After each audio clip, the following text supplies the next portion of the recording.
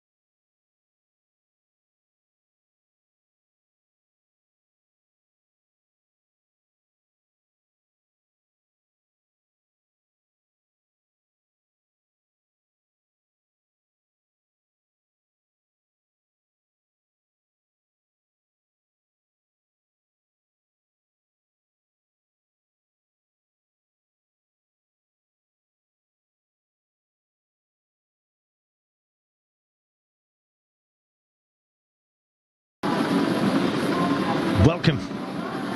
A lovely day here to reach for the bike. Temperatures just dropping down from 35s that we've experienced. I know it was cold yesterday, but about 24-25 Celsius today, as we're about to take on stage 4 of La Vuelta, destination Molina. Pretty flat day, but save for the last little kicker at the end, so don't start thinking it's all about the sprinters. The punchers may well have some fun as well. Lorraine Taylor rode clear of an 8-man move to win stage 3 of La Vuelta atop Picon Blanco to become the first Estonian in history to secure the red jersey. A decade after his first and last stage win on La Vuelta, the 34-year-old got the better of American Joe Dombrowski and Francis Kenny-Elissonde, who he now leads by 25 seconds overall. 5 years after his last success on the Giro, Ray Taramay got the better of his breakaway companions to secure a double whammy: victory and the red jersey on the first summit finish of the race. Doesn't get much better than that. We're here with Intermarché, Diaz, Valerio Piva. How did you celebrate last night's victory?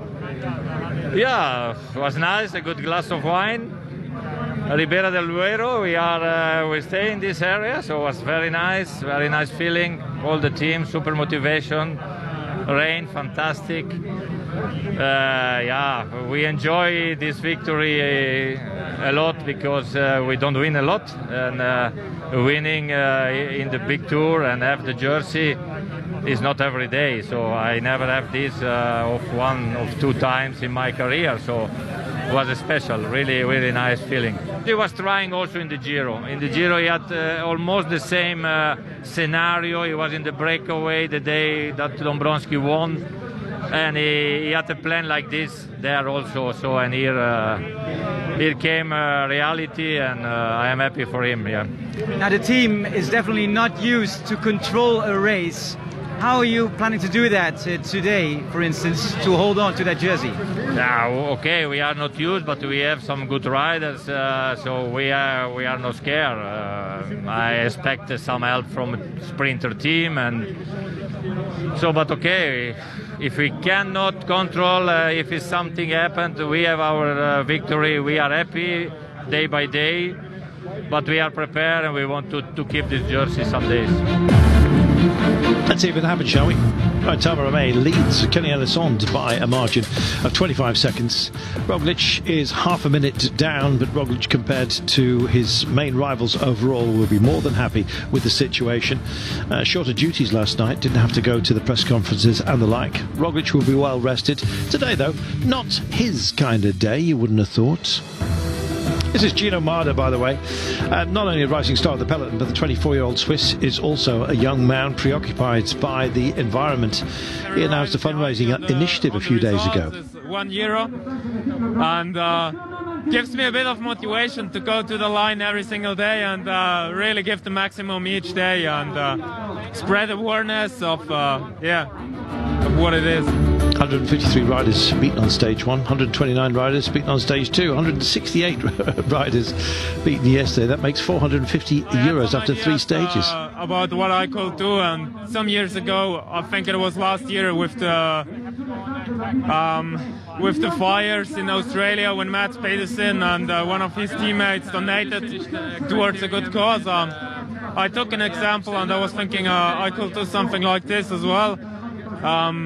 Because, well, environment and the protection of the environment is something close to my heart, and I wanted to do something that combines it with the sport, that combines it with the Vuelta, and I think I found something that I'm happy with, and let's start with something.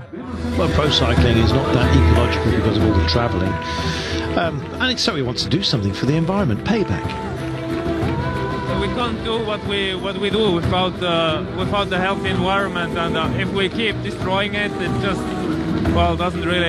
doesn't really give us a future anymore. And it's time to do something. And I try to start with something small because obviously we're not super environment friendly with flying around in the world and everything, but I try to do something, and to maximise the earnings. Let's hope not too many riders abandon the race, and if Gino Mada tries to go for a stage win, you know it's extra motivation. What about stage 4? Check this out. No climbs today, so the King of the Mountains jersey is staying with our leader Brian Toromé, albeit, of course, being nursed for him by Kenny Elissonde. So no climbs, but there is a bonus and indeed a sprint, which will be feistily fought for because we've got 3 riders up the road. But look at that kicker at the end. It's not going to be an easy finish for the quick men. It could be the punchers or the likes of Matthews. Let's see. This was at the beginning today. More than rolled out. There's quite a high pace about everyone, I must admit. The wind, we do have some wind. It'll be an abject tailwind by the time it swings round later on today. It's north-northeasterly, moving to northeasterly, moving for east-northeasterly. So if it's a clock, the wind at the moment is coming in from 1 o'clock if you're in the middle.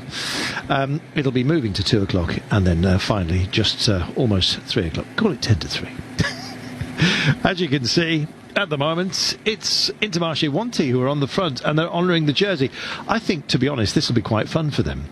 They know that Rein Toromé is going to be on parade today. Nobody riding on his parade. Sorry. You get the idea. It's a happy environment at Intermarché Wanty today, and I think they're going to have their fun out on the plain where the rain apparently mostly falls. Let's hope he stays on his bike. We have, I'll stop there now, 117 kilometres from home then. 3 minutes and 58 is our breakaway, and it's not an enormous break. However, you have to give respect to all breakaways, and they'll certainly be doing that. We have 3 riders up the road, one of whom is of mild concern, Carlos Canal. He's quite pacey, and he's an outside pick for today, actually, by many locals. Well, he's in the break with Angel Madrazo. And we know about Madrazo in this kind of environment as well. Remember Havalambre a couple of years ago? So they're joined by Jon Boo of Euskadel Euskadi. So if there were a couple of riders from Burgos that you might say are kind of stealth potential options for the day, they're both up the road. Let's see what happens. At the moment, the gap is hovering around about that 4 minutes, and we've got these lovely wide open plains to play with. Gently rolling, as you can see, so my kind of climbing this. We will gradually move higher and higher up the plain. We're actually climbing at the moment, would you believe? And we will do until we get to, let me see, at about another 20 kilometres, then we'll have some downhill. Essentially, it's going to be like this for much of the day. However, there is a kick at the end, and sometimes that can kick the ambitions of the very fast men into the gutter. Let's wait and see. The likes of Jasper Philipsen will not fear it. He's not bad at ramps. in the past. So has Arnaud Démare been. However, he's not terribly good at going quickly at the moment at all. And of course, it's you've got to hold on to presumably at least one lead-out man. And at the moment, Arnaud Démare is struggling to do that, I'm afraid. So anyway, we'll have more on our opinions on that a little bit later. Here are your three amigos. Canale Madrazo, very, very accomplished in terrain such as we will have at the end today. So let's watch out for them. As for those who are likely to be a feature, I think you've got to start thinking about Michael Matthews, you've got to start thinking about Matteo Trentin, and say it very quietly, Aaron Buru. Yeah, absolutely. He at the moment is on 50 points, level with Jakobsen and Philipsen. And so the intermediate sprint today could actually be something of a bagatelle with those guys going for it, because it's far enough away from the finish to count. And with these guys hoovering up points, there will be 13 available behind them to go for. 115.6 kilometres to go. We've got 4 minutes or so. And a bit of chit-chat, Sean, going on here. Should we have some ourselves? These guys, you'd think sacrificial lambs, but Burgos have put up 2 decent contenders here. Well, I think, Alton, we're going to have a lot of time for chit-chat today, as we can see the situation. You know, the 3 men out in front here with that 4-minute advantage, still the 115 to go. And yeah, Intermarché Wanty setting a pace here and just controlling, and they're going to do that because for them it's a big thing to hold on to the jersey for as many days possible in this Vuelta, because you know it's huge exposure for a team that's only came into the World Tour this year. You know, they have struggled during the Tour of France. We heard you know, the team director talking, but now they're going to rake in the exposure here, and yeah, they're going to control it very well, because 4 minutes at the moment with this distance, they're not taking any risk allowing the breakaway to have a huge advantage. So yeah, we'll have plenty of time for that talk about what's happened in the past number of days and what happened in the run into the finish today. Gosh, it looks a bit scorched, doesn't it? The Parque Natural de la Alto de Tajo. There it is. It's a natural park just outside Tajo, up on the plain, where the rain mostly falls. Yeah, it's a burnt open landscape. You do get deserts in France, in Spain. And you'll see the griffin vultures, I'm sure, cruising around the place as well. Not much to feed off in terms of human beings today, let's hope. But yeah, you get the idea. It's scorching in this part of the world normally. Thank heaven then that the temperatures have actually tumbled from around about 35 Celsius to a very pleasant today, 24, 25. As you can see from the trees, there's nary a fairy's breath out there. But, you know, that may change a little bit later on, because, as we all know, the way that vector currents work in these part of the world is the land heats up, cold air rushes in, and you do get some breezes, and we are expecting to have one a little bit later on. Helping those who are not very happy about the ramp at the end today will be a tailwind. How strong that will be is anybody's guess. How peaky the end will be is also open to discussion, because the road book is slightly confused in that regard. However, we've had a look at it, and it does look like it's a modest uphill test at the very end, about 5% we reckon, at its most testy.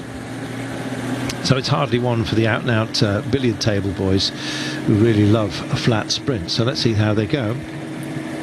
Certainly at the moment they're holding a pace and doing a good job of it, and we will be welcoming back our wider Eurosport family in just a short while. So if there's any repeats, then, you know, cut us some slack, especially on a day like today. I think they're racing by some of the cork trees here. We'll have a mention on those in a short while as to the efficacy of cork. It's good. Go for real cork now.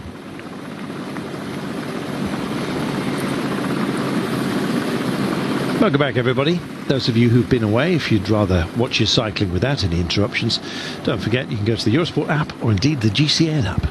If you go to the GCN app, it's very, very dialed in cycling, and if cycling is your thing, I presume it is if you're watching us, then you will have a ball. The Eurosport app is more of a general sports app, and of course gives you access to other sports and the major cycling races. But if you want to see cycling undiluted like nowhere else, then the GCN app is the place to go. the choice is yours. Meanwhile, they've taken on the burden today, Intermarché Wanty Gobert, of engaging the chase, and that's a very good thing. It's a situation, Sean, they're not used to being in the spotlight for such a modern team, a modest team, and a modern team, I guess you might say. They're enjoying some happy days and not on the most testy terrain, so they won't mind this too much. No, it's looking good for them to hold on to this jersey for a number of days because the terrain we have the next number of days, it's not that big mountainous stuff, so the race is pretty settled as well after the mountaintop finish yesterday. So now it's going to be, a number of days where we're having this flat terrain, and Wanty, they're going to just control it here, and not a difficult job to do for any team the way it is out there today. Weather conditions perfect as well, because we can see here, if you had really windy conditions, this would be horrible here because it's turning all the time, and the wind direction would be changing, so that makes it a lot easier for the team who has to control the race, but also for everybody here in the peloton. And I think a lot of the riders will be happy with that, because this would be real difficult racing, and it would be very nervous if it was windy conditions, but it's pretty calm at the moment, so looking good for all the riders, and it looks like it's going to be a pretty handy day for the riders who are sitting back in the peloton and just waiting. The ones who are going to go for the stage here, they're just going to sit, follow, and leave the kilometres go by and get into that final 20-30 kilometres. Those final 20-30 kilometres should be quite enthralling, not least actually a little bit before that. Although we have these three riders up the road, two of them very accomplished, Carlos Canal and Angel Madrazo, I think they might well be a little bit of a thorn in the side later on, because I think I guess the blessing for them is that the wind is not blowing too strongly. They'll still tucker themselves out a bit, I am certain, but if they do manage to get to the intermediate sprint points offered up at 20, 17, 15, 13 and 10, so only the top 5 will score points.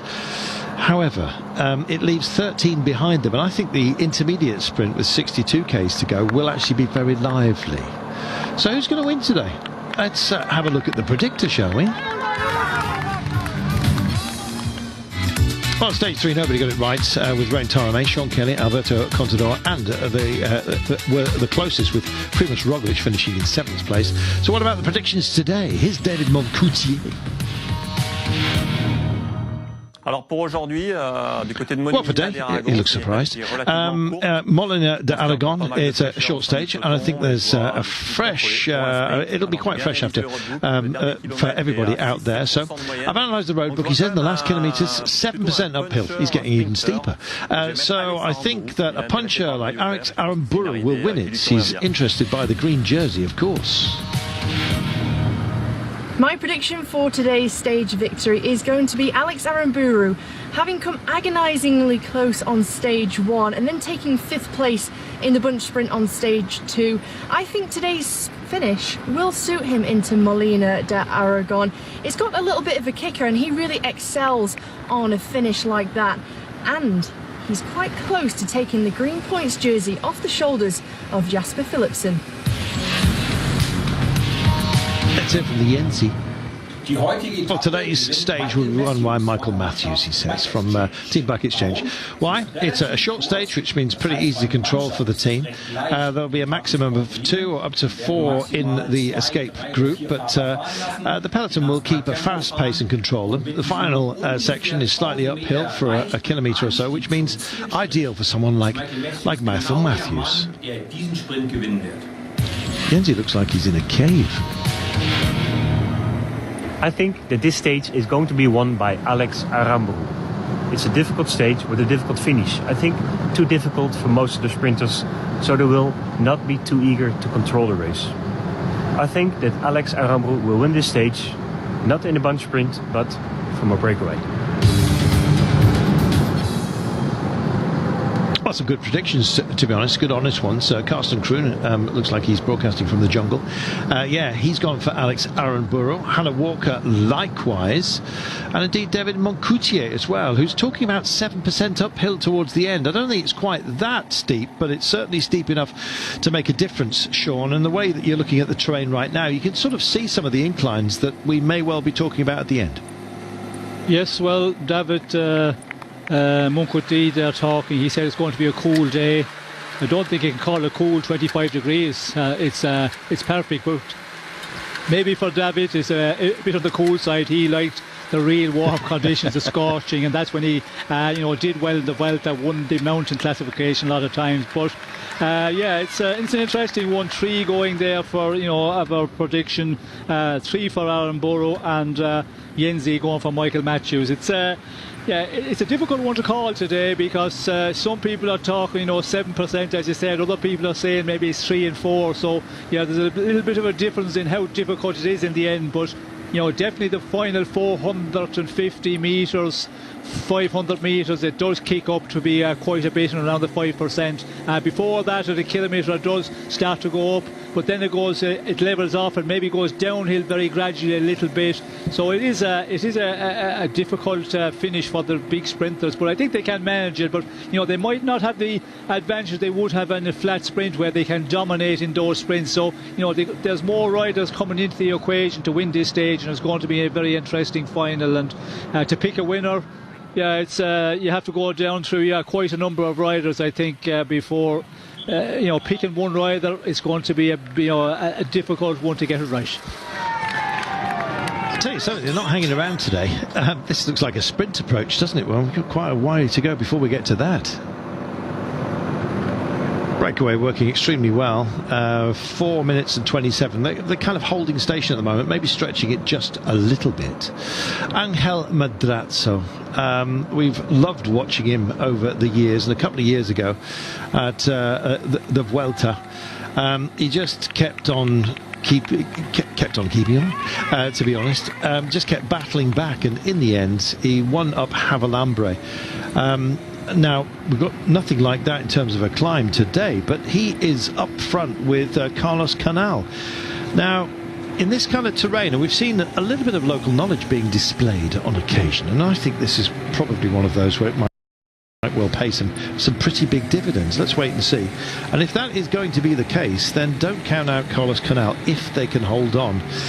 The trouble is, it's early days, there's a lot in store, not least of course that intermediate sprint, and if they're even within range, I think it may well be that they get wound in by the sprinters teams in that battle for the green jersey at the end of the day. Let's see. At the moment everyone's leaning on Wanty for now, however the sprinters teams will come through and help them a little bit later on, but it's giving us a little bit of time here to have a little ponder, and indeed let's visit social media and have a look at Vuelta Stories, which is where the teams actually nail down their thoughts. I'll be interested to find out, because apparently part of it is Matteo Trentin, and I think this is probably a target stage for him. He doesn't mind a few ramps, does Trentin, Sean, and he's looked very, very quick. People are calling him the ultimate lead-out man for Milano. He's done an amazing job, but today he might just help himself. Yes, well, it is a one that it will suit him, and he is in good shape. We see on this, the first stage 2, the first road stage we had, where he did a great job for Milano, led him out, but just Milano didn't have the outright speed to keep it and to get the stage victory, overtaken by the 2 other riders. But I think Trentin today, he's definitely going to be there, because this sort of finish is the one could suit him, and if he's showing that good shape, definitely he's a one you have to put into the mix for the stage honours today. I think so. Let's have a look. Definitely Trentin, I think, for that team. There's a few other teams with options as well. Chimolai or Einhorn, that's another one, either or for Israel Startup Nation. I think probably Chimolai this time by. Meus or Lastra. I'm going for Meus this time for Bora, despite the fact he crashed on stage 2. But anyway, let's have a look at Vuelta Stories.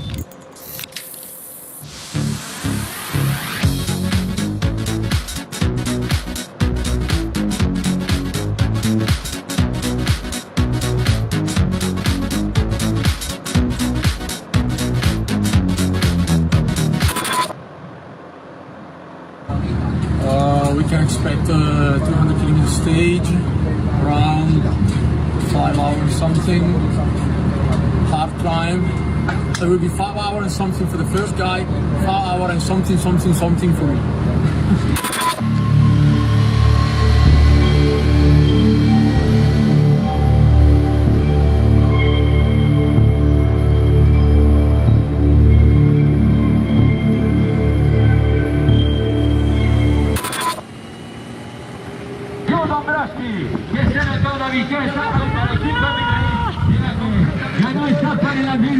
Finalizando la tercera plaza, Ana Méstica. Y se la que son los que están tocando.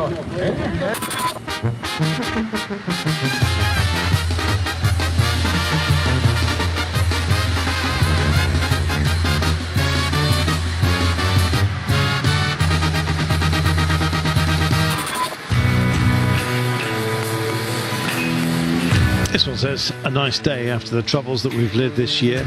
I was close to taking the red jersey, but also far from it at the same time. Really happy for the double win for my friend Ryan Taramay.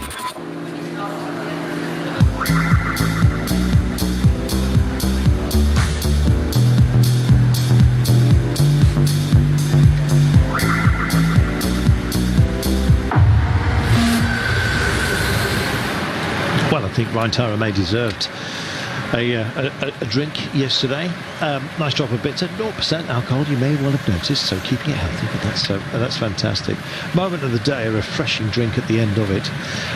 We've had some punishing temperatures throughout Central Europe, and thankfully that weather system seems to be moving on just at the right time as we're dropping down into central Spain, heading inexorably south. We will, of course, be cutting back up to finish on the Atlantic coast at the end of this race.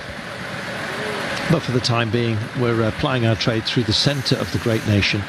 And as you can see, in these parts at least, still quite verdant, quite green, which suggests that the rainfall has been through here. At cloud yesterday, 17 Celsius, 11 at the top, incidentally. 17 was the average for the day. But today, no climbing at all, so the climber's jersey still belongs, of course, to Ryan Taramay, who wears red. It's being sported today by Kenny Elissonde, who did a great job yesterday. Who's going to do a good job today? Well, keep your wits about you in these wide open spaces and a few little breaks opening up, and as soon as you let a wheel go, suddenly you can find yourself in a wind, even if it's being created by yourself, and you have to push on. Sean, we're seeing a few, is this lax minds or tired legs that we're seeing already?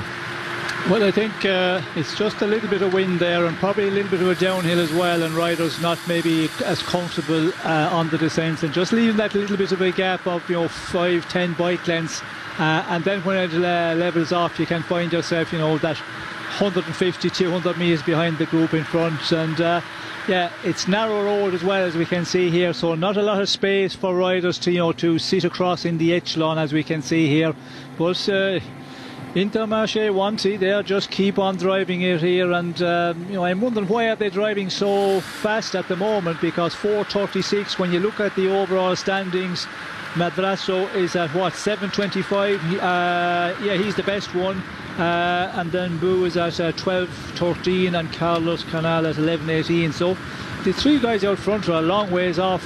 And if you drive it like this, well, then the sprinters teams are going to say, well, sure, they are controlling it very well. The three riders out in front are not allowing them any major advantage. We don't have to put a man up there, and you end up doing all the work yourself. So, if they knock it off a bit and allow the breakaway to get a bigger advantage, then the sprinters teams go and start thinking, well, we better put a man in there to control it, because if the gap is too big, we're going to have to make a huge effort in the end, in that final 60-50 kilometres from the finish. So yeah, it's a tactic which I don't really understand, that why they're riding so fast to control it here, considering they have 3 men out in front with a long ways down in the GC standings. Well, we did take a turn which has given us a bit of a tailwind to about 8 kilometres ago, which would explain partially, I guess, the drive that we've had. We don't really take another turn for about another 20 k's, so maybe that was our action point. We'll see. But for the time being, at least, it looks like they're regrouping themselves. It looks like the pace has knocked back a bit. I think there'll be a few DSs on the phone here, Sean, speaking to Wanty and saying, come on, give us a break. It's a long old day. We've still got 100 kilometres to go, for goodness sake, because they visibly look like they may well have just eased off a little bit. Just shows you turns in the road, Sean. I've marked up 4 today for us of significance, and I think we've just witnessed the impact of one of them. Yes, well, if you're hanging around the rear in the last 30 riders, of course, if you do turn a bit, or if there's a little bit of a downhill, as I mentioned, you can find yourself losing a bit of ground and just having to make the effort to get back in there. But it was quickly over. That group we could see there, they were back into the main peloton, and yeah, the conditions here today, that is, I think, the lifesaver, because if we had the windy conditions, well, then this would be hectic racing here, and it would be so nervous, teams trying to stay on the front, but we haven't got that wind condition at all. But you look at BH here, and they put 2 men up. I ask myself, what's the point of doing that? Because Mandrasso, he's a rider when we get into the more lumpier stages, medium mountain stages, even the big ones, when he takes a lot of time in the general classification, a lot more than he have now down in the standings, because 7:25. You're burning that guy, and he's going to pay for this effort later, and there's not going to be a lot got out of this day, because the way the situation is looking, and they're riding so hard here. This will stay in your body for a number of days. To recover from this, it can take 2 or 3 days. So if you have one man up there from the team, that's enough. You're going to get the exposure, and surprising that the director sportif has not called him very early in the day and just tell him, you have a day off today, wait for the more hillier days, and we allow you to be in the breakaway. What a lovely DS you'd have made, Sean. Have a day off today. They'd love it. Yes, absolutely. It's amazing, actually, isn't it? We've kind of been very sensitive to the compressed program that a lot of riders have had to put up with, a kind of a pushing, really, of the calendar, and it's had to fit in the Olympic Games as well. And one man who suffered yesterday, of course, was Richard Carapaz, the Olympic champion, misfed and got himself a fine for basically having to take on some sustenance late on the final climb. Got a fine and also a 20-second penalty added to his travails, but better that than a minute, I guess, which he could quite easily have picked up and more had he not had the feed, because he really was fading quite badly. So possibly something we'll have a chat about again once we get back to our wider Eurosport family, and we'll be bringing Magnus Baxter into the fold as well in about 15 or so kilometres time. So Maggie's now suddenly hurriedly making up his coffee. Don't worry, Mags, got some time yet. Just going to welcome back our wider Eurosport family as we ponder what produce is being grown here. Lots of potassium on that field, I note, with the pink. Welcome back. They've been sprinkling the bone meal locally, and as you can see, harvest has already been completed in various fields around us here.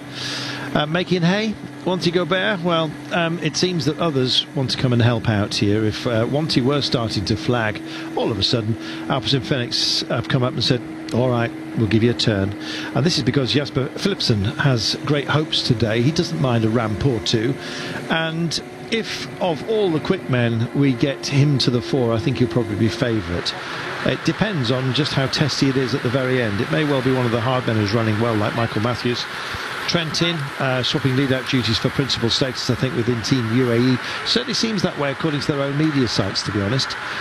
You never know how tiring these days are going to be, and we've just been alluding to the fact, while some of you have been away, that the calendar is very compressed at the moment, and having to fit in the Olympic Games and being pushed anyway, bullied by COVID and the late opening up of various nations.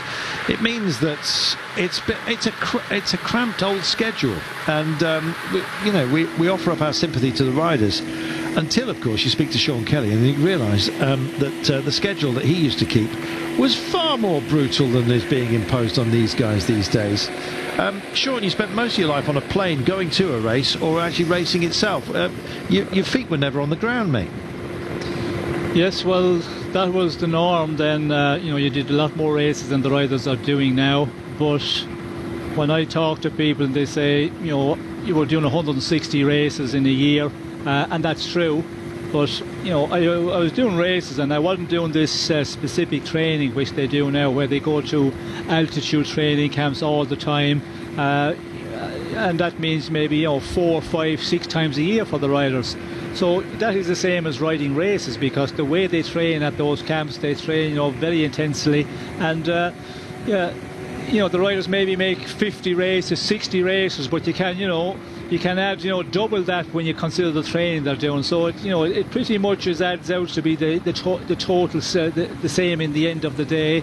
The racing also now, I think, is much more aggressive in the earlier part. They race a lot of the races. They race just full on every day. We see the Tour de France this year. It was just hectic racing right through the 3 weeks. It never ended. It never stopped up, and a lot of people were talking, well, the Tour was boring a bit. I know the GC was over after a week because Pogacar, the way he dominated in the first Alpine stages, but the racing was really aggressive every day, big breaks going away, and that is very, very demanding, very, very tiring for the riders. So nowadays the number of races they ride, to answer your question, is less, but still, when you consider the training days, they still do a huge amount of miles, and probably more miles or kilometres, whatever you want to make it out in, more than I was doing back in that mid-80s. I think you're hard on yourself, Sean. But essentially, same amount of pedal strokes, I guess. I get it. One man who's certainly got it is Ryan Tara-May. He's our king of the hill at the moment. Check this out. That's your general classification. Roglic is hovering at half a minute mark. You'll be pleased that there's still maintained gaps between himself and the main contenders. But Tara-May having some fun at the top. And what a performance it was yesterday. Reaching out for glory 10 years after he'd won a stage at La Vuelta. Well, this time, not only winning a stage, but of course taking the leader's jersey as well. And while these guys take themselves a comfort break, looks like that is de rigueur at the moment, we'll avert our eyes and have a word with Ryan Tara-May himself, a man whose team, for the time being at least, have been doing a good deal of chasing. In fact, they've, with the help of Alpecin-Fenix, who came up to take a turn, the gaps has come down by about 40 seconds by the looks of things. It may well expand just a little bit. In fact, I'm just wondering when we are going to be heading for our feed today. Bizarrely not marked up in the road book, so take it when you can, I guess. Don't take it too late though. Remember yesterday we had Richard Carapaz, if we're talking about a compressed timetable. The Olympic champion comes into this race and finds himself just out of energy and out of sorts yesterday. He was off the back. We were worried about him. It turned out he'd suffered the knock, so misfed, and his team provided, albeit very late, some sustenance for him. He took a fine and a 20-second penalty added to his time overall. Better that than, of course, ceding even more time had he not taken the feed. Anyway, let's hear from our leader, shall we? Ryan Tara-May. It's a dream for you today with this red jersey. How was the night with it? Actually, to getting sleep was a little bit hard, but at the end, not so bad. I sleep 1 o'clock in the night, and then I had really deep sleep. I wake up only 8 o'clock, so it was good. How much time do you think you can keep it now? Day by day, every day we had, it's very good. And if we're gonna lose today evening, it really doesn't matter. But it's possible until 7th stage, I think, until next summit finish. There is some tricky stages to come already today. If there is some gap or crash, and after 2 days, maybe some wind tomorrow, everything can happen. Thank you, Ryan. Anything can happen, but he thinks he'll hold on to the jersey until the Balcón Alicante. That's the balcony overlooking Alicante. A whole series of climbs on stage 7.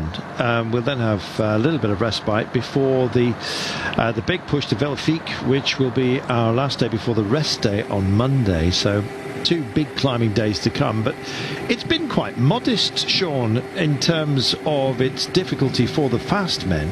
This had become a race where the likes of Mark Cavendish just said never again at one point, because it was just getting too difficult for the fast men. You certainly couldn't describe it as such this year. In fact, out of the first 9 stages, I'm counting 6 that really suit those of a pacey demeanour. Yep, there is a lot of stages for the sprinters, and when you look at today, it is definitely a stage for the sprinters. Stage 5 tomorrow, another one. Stage 6, certainly one for the sprinters. Stage 8. So there's a lot of them in there in that earlier part, and that's when the sprinters need them as well. In the first week, the first 10 days of racing. So it's a good mix of stages, but also there's 9 uphill finishes this year, so there's a lot for the general classification, the lightweight riders, the climbers as well, to try and do something for the GC standings or get a stage, whatever their targets may be. So it's a well balanced Vuelta here, and when you look back at the past, a lot of the finishes were maybe flat, but uphill finishes 2, 3, maybe even 4 kilometres, very difficult climb to the finish. So 95% plus of the stage was good for the sprinters, but that final kicker in the end of 3-4k was difficult for them. We had a number of them back through the years, so this year very well balanced, I think, and everybody is going to get a piece, hopefully, of the cake.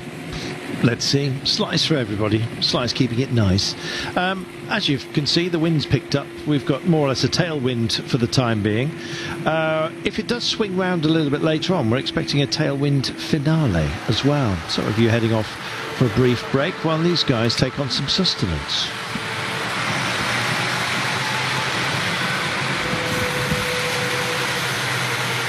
You find yourself just dwelling on those who might have an option today. I don't think it'll be Tom Scully, but if you're a fan of EF Education Nippo, which we all count ourselves, I think they're one of those teams we love to put our arm around and celebrate with them royally when they do well.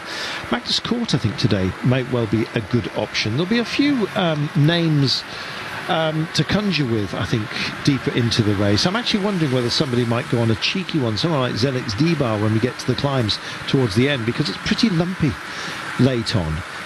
We have climbs up to a kind of a citadel upon a hill. We'll take a little descent within it as we skirt around it and then pick back up towards the end. So it should provide a little bit of royal entertainment, I think, anyway. And it's not by any means overly predictable today. One thing I can predict is that Arnaud Demar is probably going to have a bit of a wobble. I hope he does all right, Sean, but he's not been holding on to his lead-out train even on easier terrain than we've got today. He does like a ramp. Maybe that will be the extinguishing of his lead-out train, and he might actually do better without them. What do you reckon? Well, it will be interesting to see how he is going, if he's got that outright speed, because we did see on the first road stage he was very much up there but got knocked about in that final kilometre, and that can happen to any of the sprinters, and he had to make a big effort to move up, and when you do that inside the final kilometre, you're going to pay the rate this peloton is going in the final. So he's going to be up there today, and we can see they're hovering there with a number of riders. You look back at the Tour of France, for example, and Mark Cavendish, the way he was winning them stages, and everything was perfect. The lead out, he was able to position himself as Mark Cavendish is able to do. But on the Champs-Élysées, he got pushed around before we came onto the Rue de Rivoli out of that tunnel, and he had to make a big effort to move up.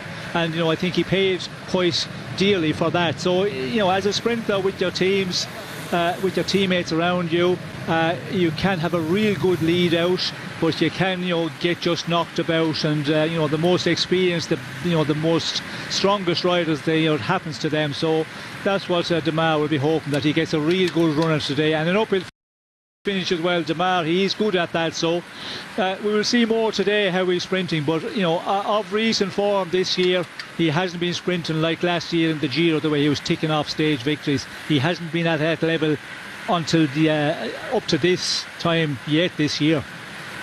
I have to think, if you get a sequence of good results like that, as you mentioned, Sean, in the Giro, I think when it stalls, you have even more concern, really, and maybe that's his issue. Just pondering Francis Dejeer and their chances today. Arnaud Demar loves a ramp, but he got balked and barged on the approach to a day where we thought he might have some fun into Burgos on stage 2. Didn't happen for him. Lost his lead out. He wasn't alone. Also in the fray, Fabio Jakobsen got disengaged, and he explained that was the reason why things didn't quite work out for him as well. This will be salt. This is where saline water is exposed to the sun, which is why you've got the potassium and of course sodium, which gives this a pink hue. So yeah, these are drying ponds that you've got right now, so if you're looking for your rock salt, you're just about finding it. If it's a salt mine and not seawater that they've pumped up here, then of course they use hot water to actually to make a saline solution, and then it crystallises in the drying fields which you've just witnessed, the drying pens. Anyway, back to this. That was that. This is now. Yeah, Arnaud Amaury, he did get bumped and bruised on the approach, and Sean, while some of you were away, was just talking about his success rate and how well he went at the Giro, and he was ticking everything off, and that's all very well. And when you have a sequence of success such as that, then I think when it starts to go wrong for you, maybe you ask too many questions of yourself, and it's just simple that success ebbs and flows in all careers. So yeah, let's wait and see. He did get brutalised by AG2R, I seem to remember, on the approach on stage 2. They were working for Clément Venturini, and there was a lot of shoulders going on. No complaints, because it was one French team against another, and the French generally don't like to start disabusing or abusing their fellow countrymen, especially when they're on a raiding party. So yeah, maybe there'll be some afters there. We shall wait and see. Certainly no love lost between AG2R Citroën and Groupama at the end of that day. That's Kenny Lassant, the little guy with the big heart. Didn't quite have the big legs yesterday, I'm afraid, when it came to the climb as part of the breakaway, but he does nurse the polka dot jersey, as you've just seen. But there's no climbing today. No. And the security bikes would quite like to come through, please, to secure the road a little bit further on. And no great urgency out front, but what we have noted is that after such a busy start to the day for Intermarché wanted to hold that gap. They've had a little bit of help, even if it's only encouragement, just sitting in at the moment. Fastest has been up. Alpecin did take the nose for a while and helped to knock off about 40 seconds a minute from the breakaway, and it looks like a thankless task for those guys who are up front just for the time being. Here's the Iglesia San Martin Obispo. That's all I know. But if you want to bend a knee in a very pretty place, this is probably where you go. In the meantime, forget bending knees. Let's start saluting, because Magnus Baxter is with us. Magnus, a misfeed yesterday for the Olympic champion Richard Carapaz, and he got a 20-second hit. I think it was probably worth taking in the circumstances. He looked empty. I don't know if it was worth taking a 20-second hit on that. Well, I think it could have been a lot worse if he hadn't. On that one, Carlton. I think the team probably got that a bit wrong in terms of their planning and preparation for where they were going to stand. And if anything, one of the other riders that were still there could have taken that bottle for him and let him avoid taking that penalty. But yeah, he didn't look himself on the climb, and considering it was a headwind as well, effectively it's easier to sit in the wheels, and the speed isn't quite as high. Yeah, he didn't look right. But then again, he's done the tour, he's gone to the Olympics, he won the Olympic road race, and that takes its toll. Certainly does. Here's Mr. Canal. He's 20 years of age. He's been a pro since 2020. It's his first Grand Tour start, and apparently his favourite movie is The Unforgiven by Clint Eastwood. There you go. I made the last bit up, but I don't really see what that's going to give us, apart from the fact he's only 20. But hey, he is an accomplished rider. You've got to be here. And actually started the day as one of the outsiders for the day. Looks like the sun's behind us, if the sunflowers are looking at us. Oh no, these guys have changed their mind. Well, that gives the lie, doesn't it, as to sunflowers tracing the sun? Half of them are looking the other way. I don't know. Work it out for yourselves. 3 minutes and 16, Magnus. Chance of this breakaway looked to be diminishing rapidly on what is a wide open plain, and they will be not in the not too distant future, I imagine, within sight of the peloton. Yeah, well, in the not too distant future, but I wouldn't say that they would look to catch them until at the earliest 20 kilometers to go to the line. There's no real need for chasing after these guys and bring them back any earlier than that. But yeah, they're definitely keeping a somewhat strong pace in the peloton, I gotta say.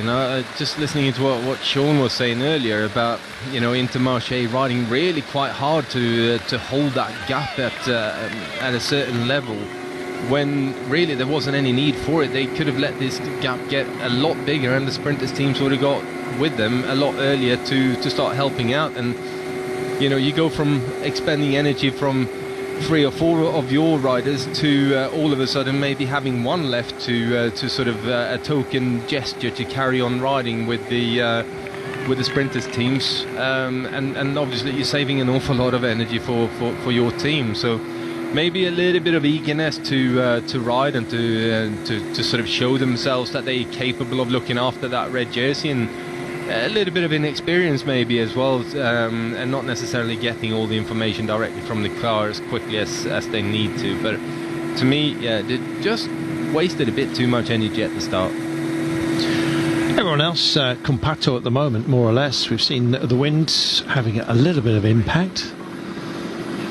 Plenty of cooling churches in the old days where if you were a self-supporting rider, you'd probably go and sleep. Maybe try and hunt down some wine. They have it in there somewhere.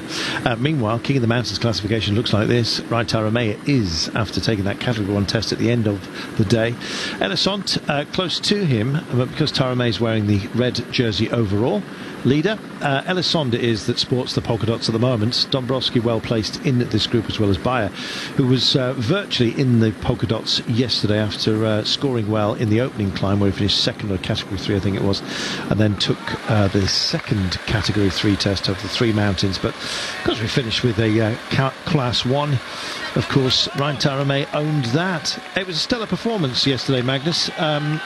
He's a man who's had success spread gently throughout his career. We'll come to Magnus in a moment for those thoughts, because right now we're going to hear from Kenny Elisond, the man who is nursing the polka dots just for the time being. Kenny, tell us about yesterday's stage. Tell us about the climb where you gave it all. You motivated the others to go on until the finish. That's a very long question with 3 elements to it, but anyway, he does his best. We gave our best, like always, he says, and it was a nice fight. So this Vuelta starts well. I wasn't sure after the Tour and the Olympics that I was fully recovered, so it feels nice to have done well on the first mountain stage. What did you miss in order to follow Ryan Taramay? We know you didn't recover perhaps between the Tour and the Olympics. Is that what it was? I'm a little bit tired, I have to admit, he says, but I have no excuses because I knew what I was doing, and we just tried to do our best. I always feel sorry, Sean, when riders get the softened question, don't they? Oh, you did a great job yesterday, tell us about it. And they do, and they say, why didn't you do a little bit better? Yes, well, that's journos for you. That's the question you get a lot when when you're in a breakaway and you're going for that victory, and the famous one it would have been for any of those guys. They all had won stages in big races, in 3-week-long races before, and Kenny Elisond, I called him King Kenny in the end. I thought he was going to win, actually. I said to myself, I think he can do it today, but we did see there he was fighting and he was struggling a number of kilometres on that final climb. He seemed to be really digging deep to try and stay with Dombrowski and Taramay.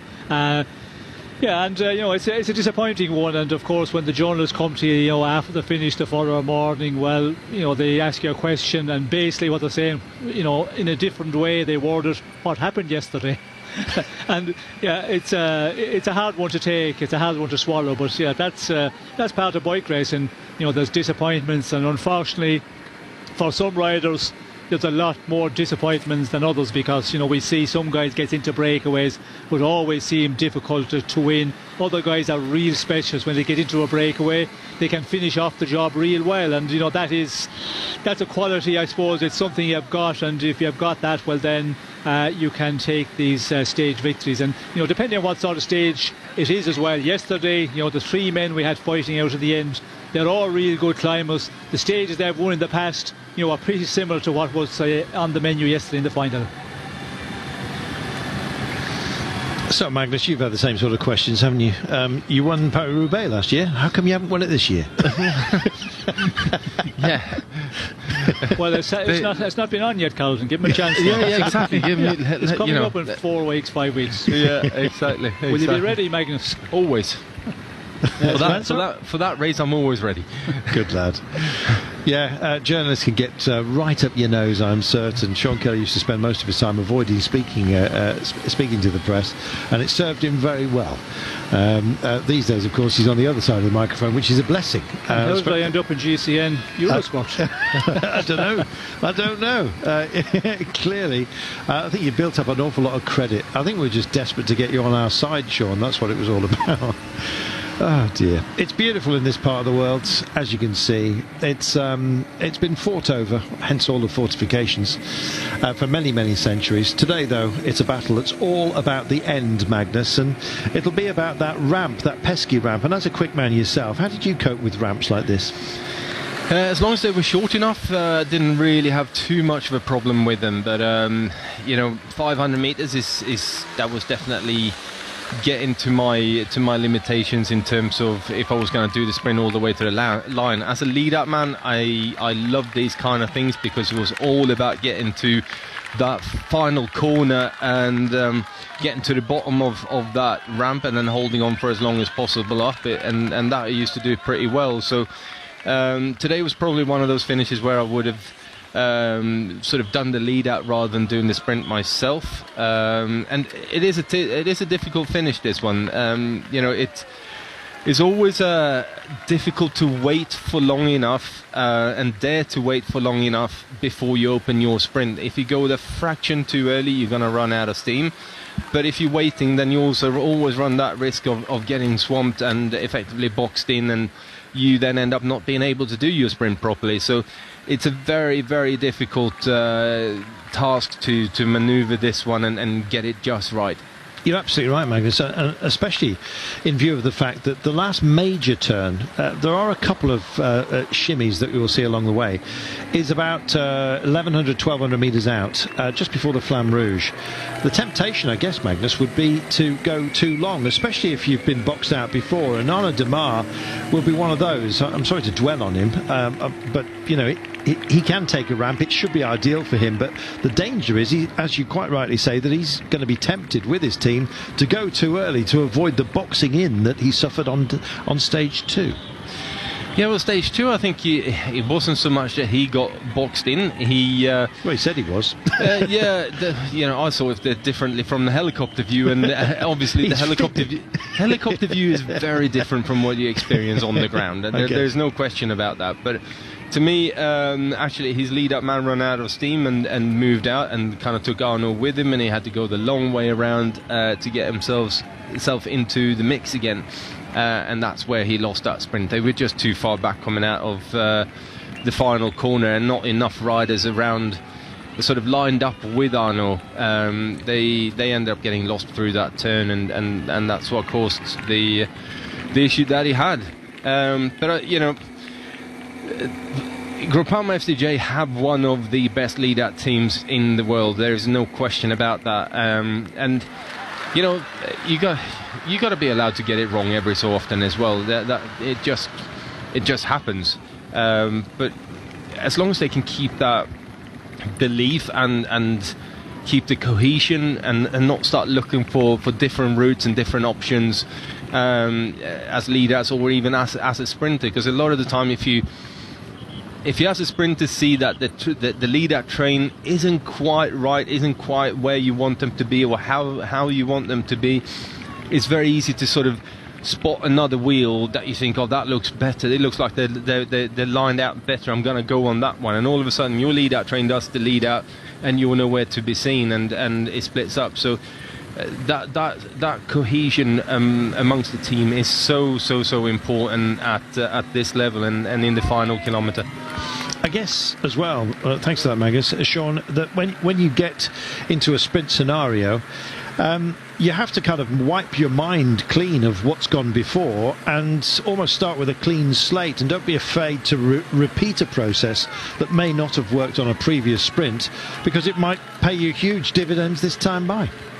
Well, if you're going real well, then you have the confidence, and if you get it wrong in a sprint, you overcome it very, very quickly, and you say, well, we messed that one up, and that happened, as Magnus said. It happens to the best of the sprinters, the best of the lead-out trains. They get it wrong occasionally. But if you're not going well and you're thinking, well, the legs are not turning as well in the final, that's where, your doubts start to come in, and then you're thinking, well, if I lose a little bit of ground and I have to make up that, immediately say to yourself, well, now am I giving that effort, I'm going to pay for this in the final couple of 100 metres, and if that doubt sets in, well, then you're going to lose, and that is the problem. It's all about how you're feeling. When you're on fire and the legs are on fire, then you can do magnificent things in a final, and you can lose your sprint train, you can get knocked about a bit, 1200 metres of 1.5 kilometres to go, but you can make it up because you have that huge confidence, and the confidence is what it's all about in the sprint as well. If a sprinter have confidence, then he can do unbelievable things. Yeah, we'll be hearing from Mark Cavendish a little bit later on, actually. Doubt is a sprinter's poison, Magnus. It definitely is, but that's the same in any sport, in any walk of life, really. The moment you start doubting yourself, things tend to go a little bit pear-shaped, and it's the same for a climber or a sprinter. It doesn't really matter where we go with that one, but yeah, sprinting is definitely one of those where you have to have the feel and the confidence to make it work. Well, it's great that Mark Cavendish has got his mojo back, as we saw in the Tour de France. He'll be racing the Tour of Britain, by the way, and it's a joy. Average pace today, nudging 43 kilometres per hour. Just double checking, that's kind of about the expected pace today, and it looks like, at least from up here, that the wind may have abated ever so slightly. If we're in the lee of a hill, and it looks like we may well be, we may get being protected from it just for the time being. Well, we look forward to hearing from Mark in a short while. No great hurry back here. They've been through a feed zone. You can see arms just slamming into the musettes here and just grabbing it. You get a real sense of the pace of the riders when they make the take. And EF have delivered all the goodies where they need to be. I've noticed a few cans of sweet soda being handed out as well. Well, we'll be hearing from Mark just after the break, once all of our Eurosport family is back together. And I don't know whether you've been to the Barranco del Rio Dulce, Sean, but it looks kind of otherworldly. It looks a bit like Mars, mate. Well, it would be hard to remember because it all looks the same here. So to remember that any of the places here, every little hill, every road looks exactly the same vista. It's a vast country, isn't it, Sean? And you kind of forget it, really. But I think, isn't it that if you just took England, sorry, Wales and Scotland, but if you took England and it's popular, not happy? Yeah, exactly. But he's never happy. You can fit England, I think, into Spain about 6 or 7 times, and so there is a vast amount of space to play with, and we're witnessing it now. Yes, well, when you look at the route of this year's Vuelta, we go pretty much all around Spain, but the transfers are huge. Yesterday they had a transfer. I'm not sure if they did it last night or yesterday morning. It must have been close to 160, 180 kilometres. Again today they have another 200 kilometres transfer. Tomorrow after the stage there's another probably 100k, and that is all in the team buses. So that just tells you, 21 stages and the amount of kilometres we're covering in this race. It is a huge and a vast country, and there's a lot of barren country. And I remember the days when I was doing the Vuelta, there's some of these stages here where you're out there in this countryside and there's nothing. You might go 25, 30 kilometres in areas to get from one village to the other. I remember us heading from the Normandy beaches to Bordeaux overnight, Sean. That was a hell of a transfer, wasn't it, in the Tour? Yes, well, again, in France, of course, yeah, it's a vast country, and you know, the transfers that you make, and you know, on the rest day they do these 700 or 800 kilometres of a transfer, which the riders, they usually take you know, the plane or the train. Unfortunately, we guys, we had to drive at Carlton. You remember there was some I remember some, you know, some rallying done to get from A to B. I remember you waking up and thinking and actually saying, oh, what, we're here? I said, yep. How fast were we going? Can't tell you, Sean. Yeah, I think we did. I think the transfer was 550 kilometres, if I remember rightly. That was a hell of a night.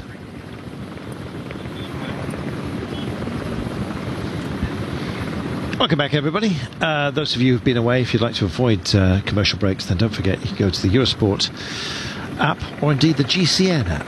Eurosport's a multi-sports platform, of course, and GCN app is dedicated to cycling, so take your pick.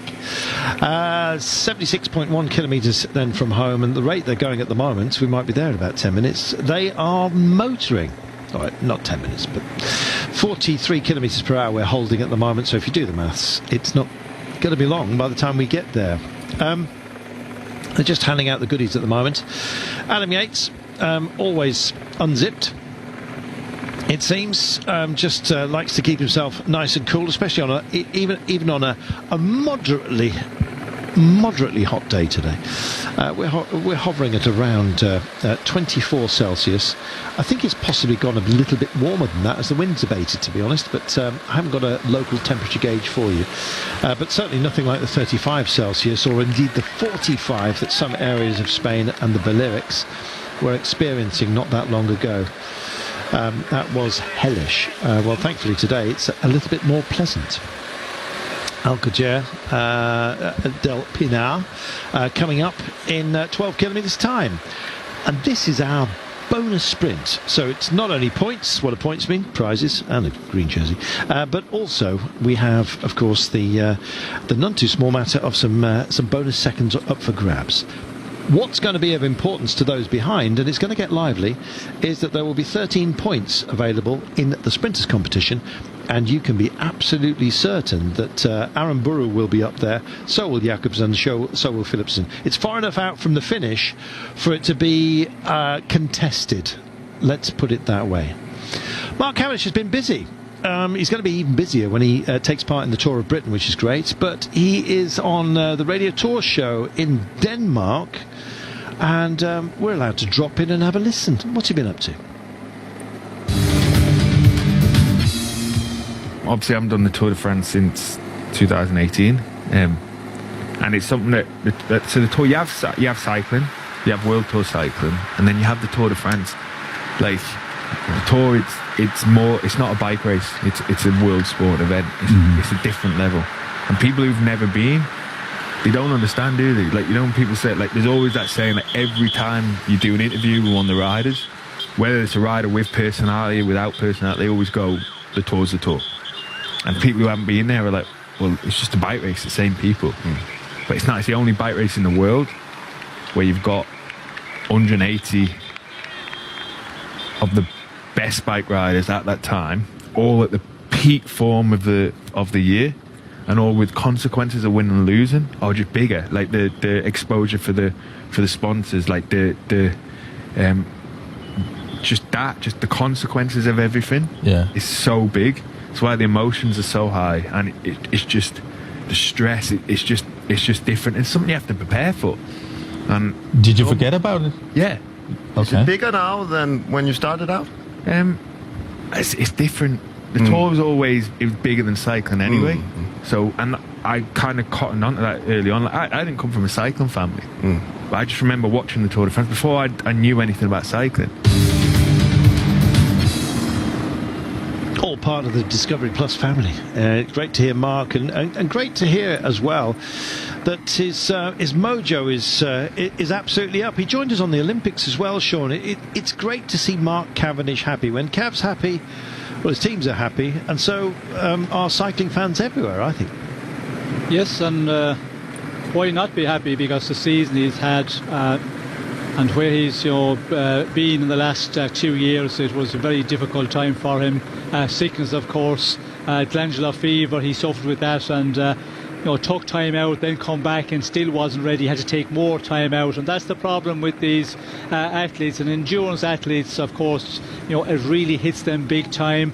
And the comeback he made this year, in the earlier part we could see move of team, Duconi Quick Step seemed to be a different ride. The morale was certainly a change there, and the results were starting to change from the beginning of the season. He was getting better, and then we know all the more recent story, the Tour of France, what a tour it was for him.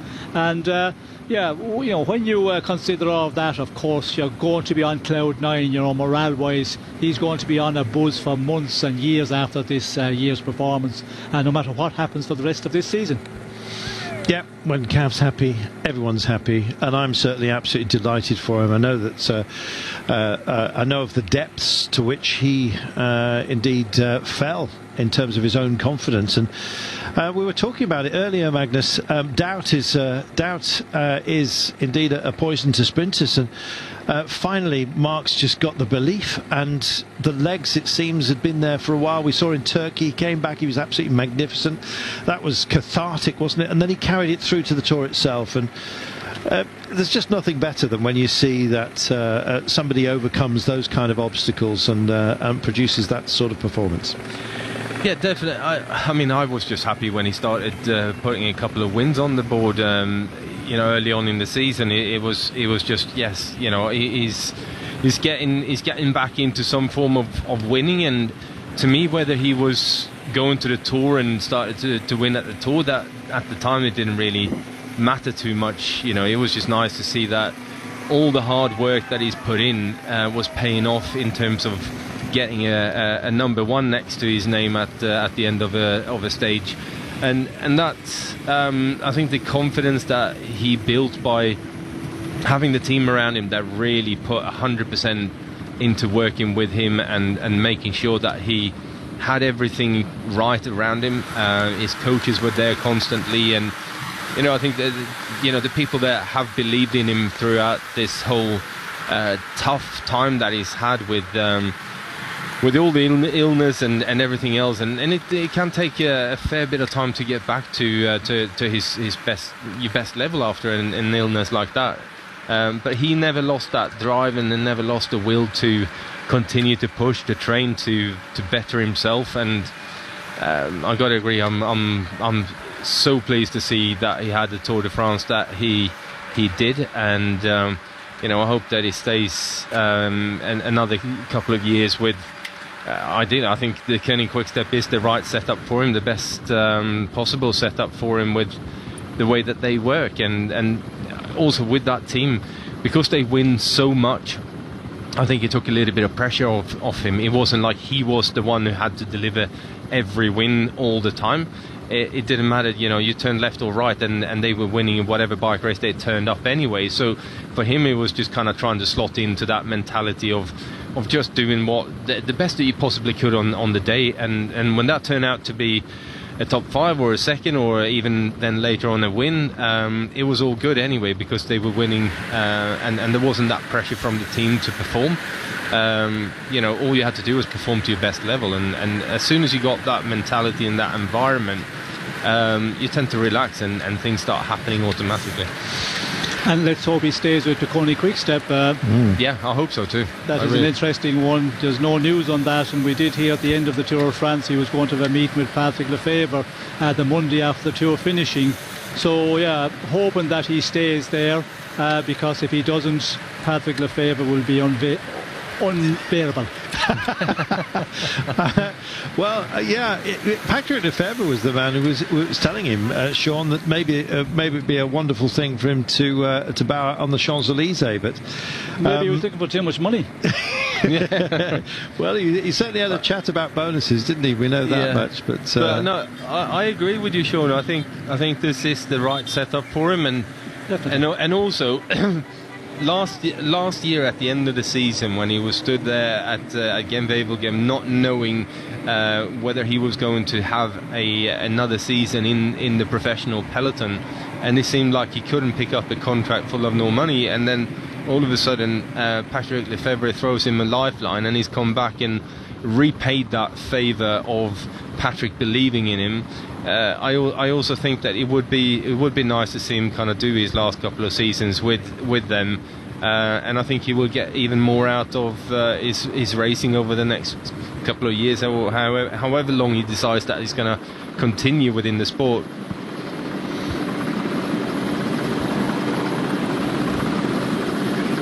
Well, we're all keeping our fingers crossed to see more of Mark Cavendish. We daren't get too greedy now. He's level with Eddie Merckx. That almost seems a certain great balance overall in terms of Tour de France stage wins. If it stayed like that, I'm sure Mark and Eddie would be more than pleased, and we're delighted that Mark had the season he did.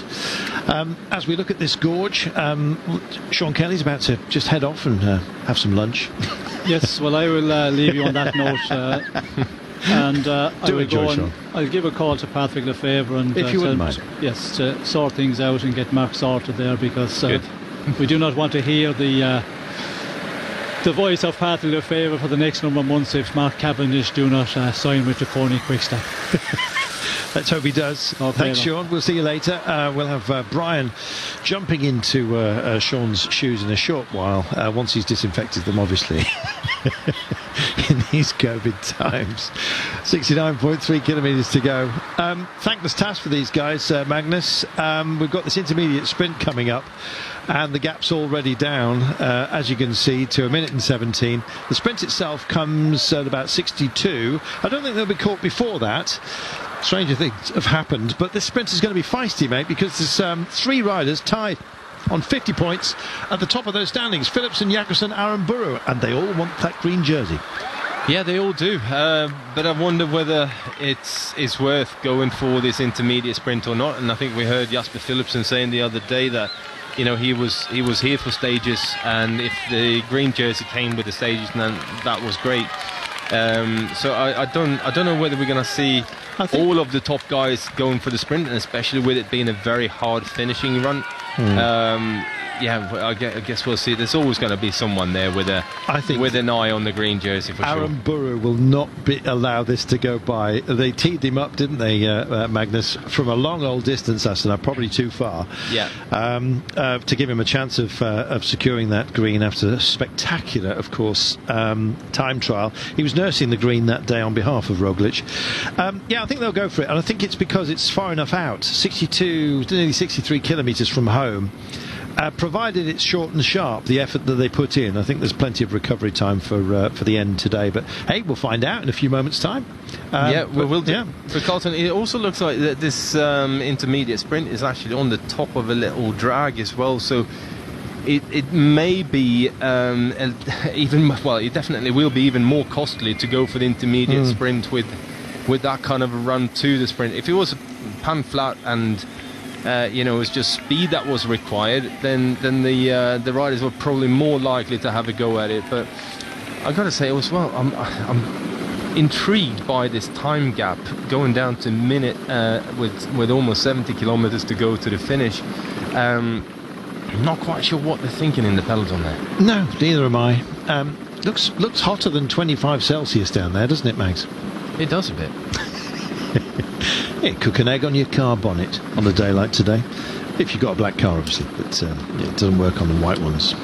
I've found you just get a. Does it not? I thought the metal got hot anyway. No, you just get a runny egg on your bonnet. I can actually tell you this from personal experience from an old Mitsubishi I had in the desert, and all I ended up doing was staining my bonnet, and I went hungry. Only you would do that, Carl. Yeah, it's another story, another book. Oh dear. For those begging, by the way, the next book is coming. The original Magic Spanner is still out there if you want to go and play with it. What's this one going to be called then, Colton? I can't tell you, because it's such a good title, it'll get nicked. But yes, you can find out about life on the road with me and Sean Kelly, and indeed the gang, and kind of realise where the madness comes from, I think. But anyway, if you'd like to join the conversation, by the way, it's at Carlton Kirby, CarltonKirby. It's also at Maggie_PR, is that correct? Yes, correct. Maggie with a Y. Got it in one, MAGGY. PR underscore and then PR. There you are. You've got it. So you'll be able to share us some of your thoughts as well. Yeah, I think this is going to be busy, actually, this intermediate sprint. And I think Aaron Burrow's boys are going to not quite go for it quite so soon, but look at Groupama. They're teeing themselves up as well. In fact, I'm looking whereabouts. He's a long old way down, is Damar, in this competition, but it's a long... there is plenty... No, we're not going for it, says Menkes. That was a perfect example of somebody speaking to him on the radio because they can see him. We're going to hear from Michael Matthews in a few moments' time. I hope that we get out of this interview with Michael Matthews in time to see Michael Matthews have a go at the intermediate sprint, because he will. It could be a precursor to the end of today right now. Michael, first sprint, you did well, top 3, but today's sprint looks even better for you. Yeah, it's uphill, which suits me better normally.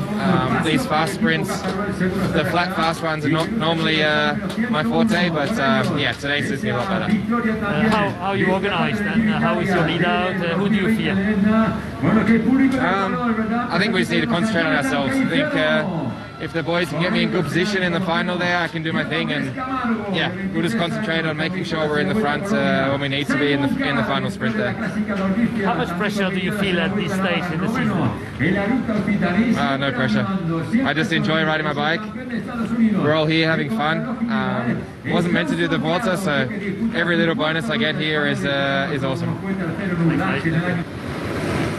That's nice. And it is, of all of the Grand Tours, the one that I always feel has got the least pressure. It's kind of like that. It's a very friendly tour, this one. If you ever want to attend it, of all the three, I think the Giro d'Italia is such a blessing because it comes in the spring and you're thinking, oh, fantastic, Grand Tour racing, it's back. Then you have the Tour de France itself, which is what it is, just this magnificent thing that's beyond cycling, almost beyond sport. It's a global event, as Mark Cavendish was pointing out. And then, of course, you have the Vuelta, and it's last chance saloon for some. It's also a chance to just do your thing for the last time. And Michael Matthews seems very relaxed, and for that, I guess we have to be grateful when sprinters, or indeed contenders, are relaxed, Magnus. They usually go very well. How will he do today? I think he will do very well today. It's definitely a type of sprint that would suit him and would suit him down to the ground, really. So I'm fully expecting him to commit to the finish today. But yeah, it's interesting how everyone is always so relaxed at the Vuelta, and you know, I don't think we've heard anyone really sort of super fired up yet. But you know, obviously we're only a couple of days into it, so it's a long way to go in this Grand Tour. But to me, yeah, it's even when you're on the ground and you're racing it, it just feels that little bit more relaxed, and yeah, it's just a nice atmosphere. Well, let's put paid to all of that because we've got Brian with us. Hello, Brian.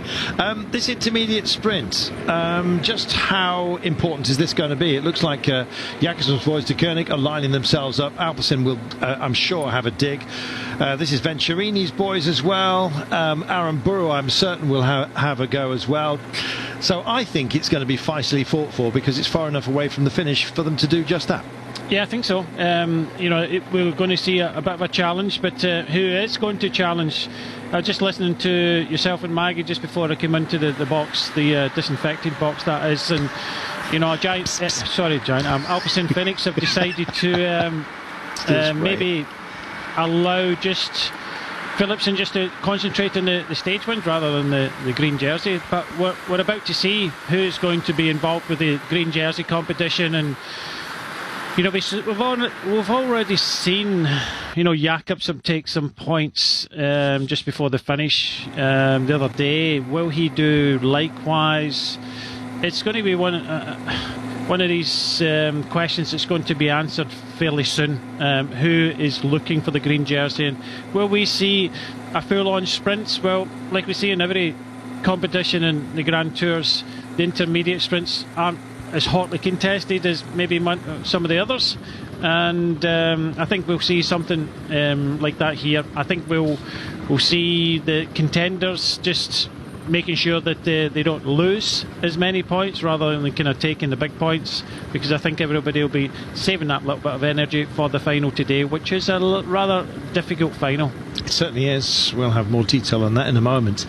They're mobbed at the front, but they're in colour order as well. They know they're not going to catch the breakaway, and the breakaway, as there's a little hiatus here in terms of the pace, as all the sprinters' teams get themselves lined up. I do note as well that there's an absence of riders from Astana at the front just for the time being. Movistar look like they may well be moderately interested. Let's just go through and remind you of how things stand in the green jersey competition. We've got Jesper Philipsen, who is of course the winner of stage 2, just ahead of Fabio Jakobsen. They're both on 50 points, Jakobsen having equalled those points courtesy of winning the intermediate sprint along the way, or at least hoovering up the points that were remained available at that point. Aramburu was going for that intermediate sprint, went too long, far too long, ran out of juice essentially, and Jakobsen came through and nicked it from him. Had he not done that, Jakobsen, he said of himself, well, I was kind of there and I thought, well, why not? If he's that relaxed, then Jakobsen may well be a big threat for this one. If it is on a ramp, and some of the road book here is it is a little bit difficult to read on occasion, and sometimes, say it quietly, just plain wrong, then it's probably going to be Philipsen with the edge over Jakobsen, I'd have thought. But we'll wait and see where the Alpecin-Fenix, there they are lining up, left-hand side of your screen for the time being. But it looks like everyone wants to dig at this, apart from Aramburu, I thought would be favourite for it. But it may well be that they're keeping their powder dry for a very late push, which will be very different from the way they dealt with it into Burgos. Here we go then. This is your intermediate sprint. Oh, they've done a sandwich on him. That almost seems unkind, to be honest. Will Boo come through? Not quite sure. That's Canal here that's been left in the wake, which doesn't bode well for later. Some foam hands getting in the way, and Boo, well, exactly that. Has a peek at the line, peekaboo, he's done the job, just stole it at the very last here. That was nice work. It was Madrazo that was on the drag there, on terrain you would have thought that would perhaps favour Canal. Let's have another look at this, just on the throw by the looks of things. I think Boo did get through. I'm not meaning any of this poetry, by the way, but yeah, I think he got there. So that was busy, and it's about to get even more busy, Brian.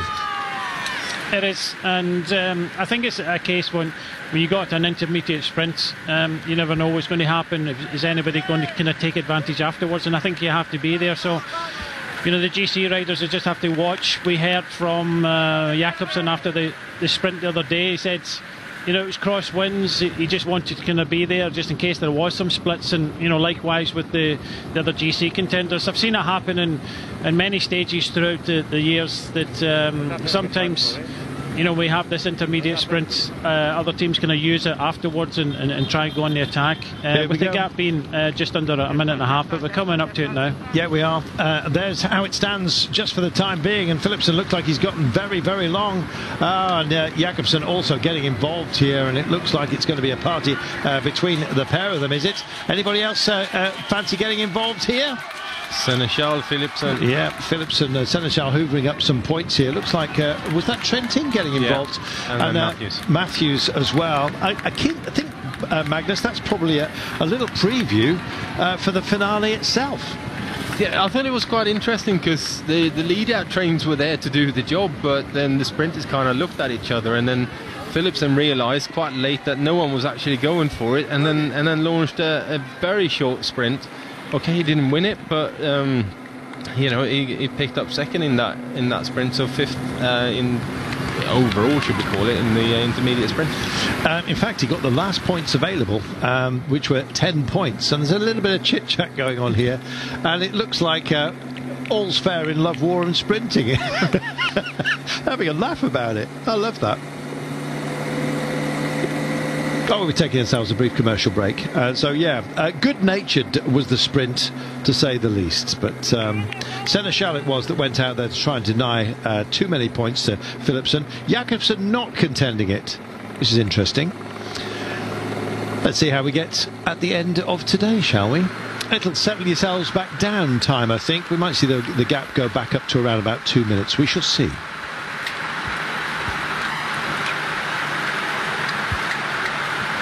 I've never seen an intermediate sprint so lightly handled there. It looks like there's a good atmosphere down there today, Brian.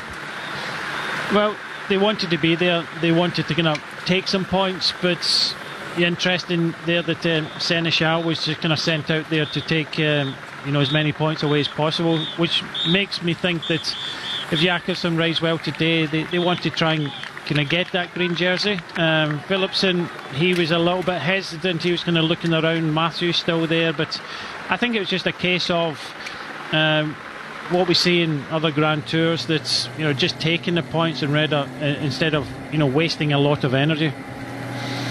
There we are. 60 k's to go until we get to the line. It's one of those days. Huge transitions as we try and get across this vast country, and we have 2 more sprinting days after this as well, so get used to it. We may even get Sean Kelly's famous paella recipe. I'm not sure. He's been keeping it for the last couple of years for a very, very long day with nothing happening. So far, thankfully, there's been stuff that has stopped that recipe being aired, but you never know. Minute 13 is your gap. Is this going to knock the heart, Maggie, out of the break? They're almost down to a minute. You see the cordons here starting to billow as well. The wind's picking up.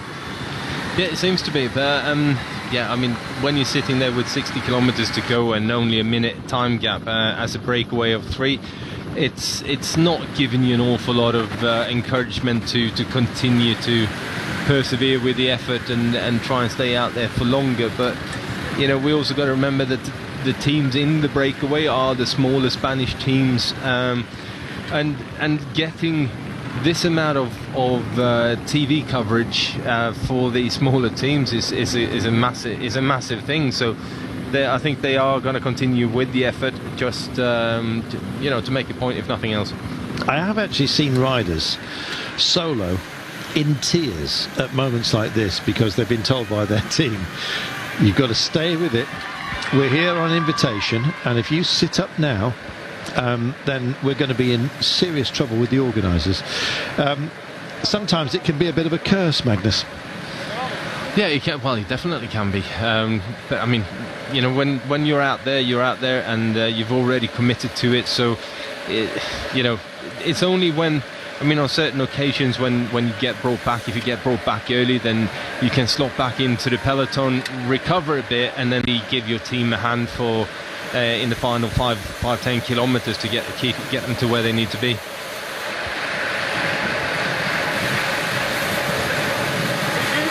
Welcome back, everybody. We've just been pondering, indeed, the curse sometimes of being off and in the break. I can't remember the last time I've seen a protest from the break, Brian, where they've actually just sat up and gone for a comfort break and just waited. I've actually seen it. I think it was the Vuelta a few years ago. Yeah, it's been a long time. Single rider was in.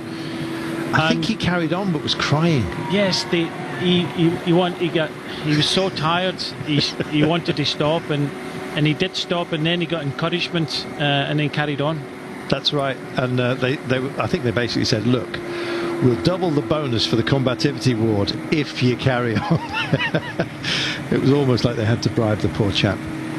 But yes, as Magnus was discussing while some of you have been away on the break, if you're an invitee team and you're always going to see Burgos, Euskaltel and maybe Cairo Rural just digging in to at least provide some of the entertainment as far as the break is concerned, you're expected to at least honour the breakaway if you find yourself in it.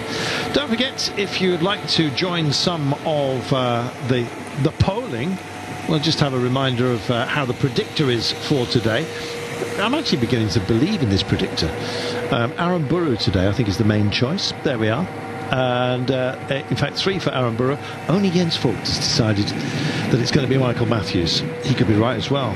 Matthews looks very relaxed, and apparently that is the gift of a sniper.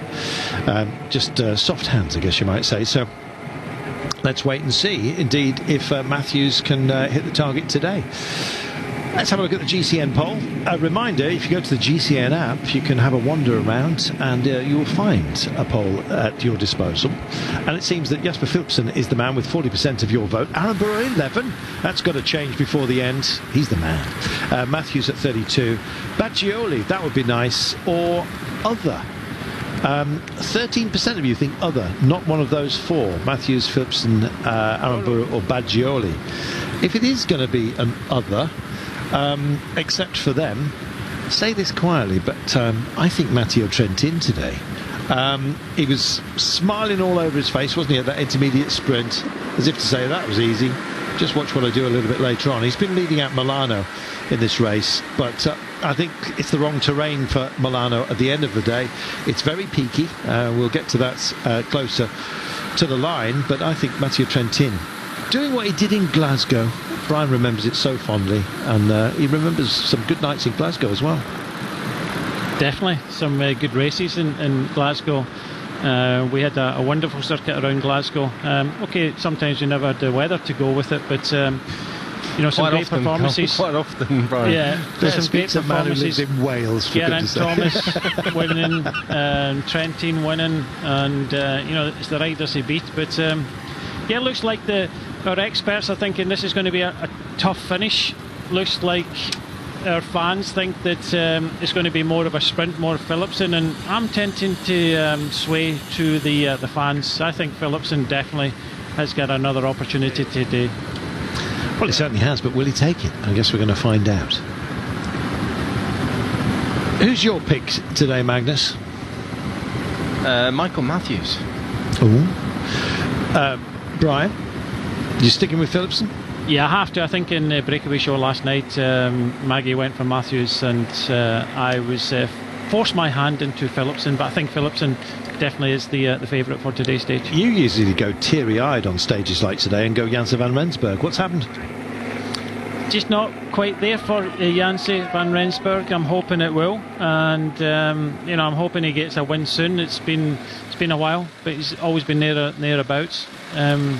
Great rider, strong rider, but hasn't really kind of stepped up on the last few years. Let's hear from Arnaud Demar, who needs to start pulling it out the bag, and today is an opportunity. He doesn't mind a ramp. Here he is. Arnaud, vous aviez réagi après la deuxième you reacted after stage 2. The sprints are right. I love the questions. You said you needed to see it on the video. How do you decode it with the team? Well, we're always maybe waiting a little bit too much near the roundabouts in the last 2 kilometres, and I think that Jackie Durand explained it well. I lost the wheel on stage 2 in the last kilometre, and then I came back again. Jacopo Guarnieri had some technical issues, so it was over for the sprint, unfortunately.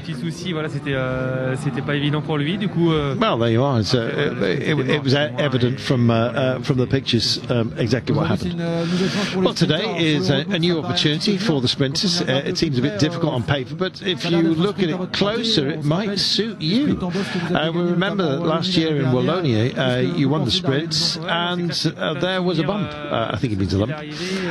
What do you think about today's arrival? Well, I have many memories of this type of finish from the Giro or of Paris-Nice, of course. So it's clear that I'll give it a try. Since the first sprint didn't go too well, this one will go well. It has to go well. well, and I'll see if I can express myself, and we'll see. Does that mean the type of arrival you'll be able to get better organised? Not necessarily, because he says it's like I said, it's hard to know what to think until you get there. But obviously you're motivated, still confident. Oh yeah, no, some things never change. Obviously I'll give good value, and you don't get victories by not believing in yourself, but I just need to go full gas and see what's the result. That was a nice answer from Arnaud Démare there, to be honest. You know, you never know until you get there, and I guess that's the point, Brian. Sometimes you just have to shred your strategy and roll with it. No, it was nice to hear an honest answer there, and you know, I did the sprint in the pads, and you could see that it was clear that his team were there. Okay, they're missing Garnieri, but his team were there towards the front with the others. It just, he wasn't there, and he made an acceleration, and he came up to one of his teammates who was coming back to try and kind of help him, and unfortunately at that time UAE, I think it was Oliveira, kind of moved one of his teammates out to move through the gap, to move up to help Milano, and it kind of forced his Groupama rider over to the left hand side, which took out Arnaud Démare, and Arnaud Démare had just made an effort to come up. When these riders are riding about 60 kilometres an hour in these finals, it's when you make an effort and then have to make another effort. He just clearly was out of position and didn't have the legs in the end. And I think when we heard from Fabio Jakobsen as well, going for the intermediate sprint, losing his lead out, making the effort to come up, you know, that affected him. So you don't want to be making one effort, at least two efforts in the last kilometre, as Démare was possibly forced into do.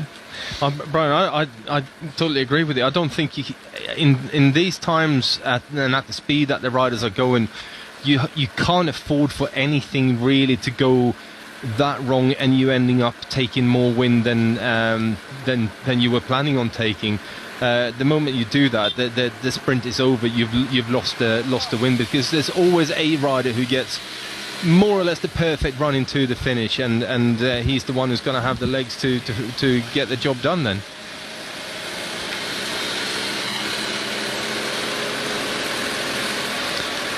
Oh, it's unkind on these guys. Well, if they were going to be a contender, someone like Carlos Cordal, it looked like Madrazo was certainly better suited to the finish at the intermediate sprint, and if that is reflective of what we're going to be dealing with at the end today, let's ponder it a little bit more deeply. We kind of come up to a mound around a citadel, and then we start to descend. Around about the 5 kilometre mark, we'll sort of start climbing, really. And we go up and down around the hill as we work our way up. Does that make sense? And when we get to the top, we skirt around the great edify, and at about 1,100 metres to go, we take a 90-degree right-hander. That's going to be at pace. And there's a few technical turns that will even get us to that. So there's a big turn at 2k. That is a left-hander. The road shimmies a little bit. It drifts to the left, to the right, and to the left again. Sounds like marching orders, doesn't it? And then as you head down towards about 1,200 metres, thereabouts, you better be in a good position for this big right-hander. That's going to be crucial to be in a good position. The road will then start to wander right, it wanders left, and then at 250 metres there's a nasty corner, and then the road bends round as it climbs to the right. Not quite sure whether the best line is on the barriers on the right hand side when that happens, or whether it's to give yourself a bit of clear road space. We'll see, because the inclines and the assumptions of it vary between 2.7% and over 5. It looks like there are sections that are over 5, some saying 7. We've had some very, very brief glimpses of it, but no preview of it, I'm afraid. So as a result, it means there are some question marks out there, and it could be a whole different variation of riders and types of riders that go for it. Don't be surprised if somebody goes long, somebody does a cheeky one. It's not been unheard of in the last 3Ks, especially with that technical approach. It might be, Magnus, that we have somebody that reaches out for glory from some distance. Zdeněk Štýbar, maybe. Well, Štýbar is one of the riders who are capable of doing that. I think the slight ramp there with from 3 to 2 kilometers to go would present itself with a good opportunity to make an attack, but it's very rare that if the bunch is locked in on a sprint, it is so difficult to try and make an attack there, because the riders are riding at 65 kilometers an hour on the flat, and to even attempt to go away from that means you have to ride over 70 kilometers an hour, and then you got to try and sustain that effort. So it has become, we used to see back in the day, we had the sort of final 3-4 kilometer breakaway specialist that launched off, and they could almost hold off the peloton, and did at certain occasions. Nowadays, the speed is just that high that it's virtually impossible to move up, let alone attack. Let's see. 51.3 kilometres to go. It's down to 1:09, and on this Arrow Straight road, the wind is blowing. The wind farm here just offering up some applause as we come by. As you can see, 44 kilometres per hour. It's okay, they're getting motor paste at the front here, so they're trying to extend that gap a little bit. I think the organisers, Javier Guillen, thinks, all right, we better help them out a bit here, because it could get chaotic. How brutal do you think this finish is going to be, Brian? Very, I think. Looking at the first sprint we've already had, we now know where the sprinters are at. Add in the added spice of the round about 6% in the final. It just means that, and you were talking about sprinters earlier on, the confidence is up with many others. Michael Matthews saying that this sprint final suits him better. Aramburu suits him better as well. So there's other riders that are going to come into play that believe that in an uphill finish they can do it. Believe me, all the sprinters will believe that they can win this sprint, but it has to be a strong sprint, and we will see the sprinters that are on form, because Jakobsen, Deconic Quickstep believe that he can win here as well. Demar reckons he can win. That's why he's got his team riding towards the front. So they all reckon they can win, and only one man can win, of course. And like you say, Carlton, the run in, how they prepare the sprints. Can they stay in kind of block order? I think it's going to be very, very difficult, and we may see some riders kind of pushed out of it, like we saw Demar got himself, on the wrong side of his teammates. This is, I think, a more difficult sprint to manoeuvre around, because it's not so fast, and you do have a case that you could, if you're not in the right wheels, if you're towards the left-hand side in the barriers, people coming round the outside, you can get swamped a lot better or easier in an uphill finish like this. And it's judging when you actually go, and it's your teammates taking you at the right time. There's so much going to happen in this final sprint. So many believe they can win it, and it's going to be a really interesting final, as we always see here in the Vuelta sprints. I'm minded to remember Stanage Edge in Derbyshire, and indeed Mountor.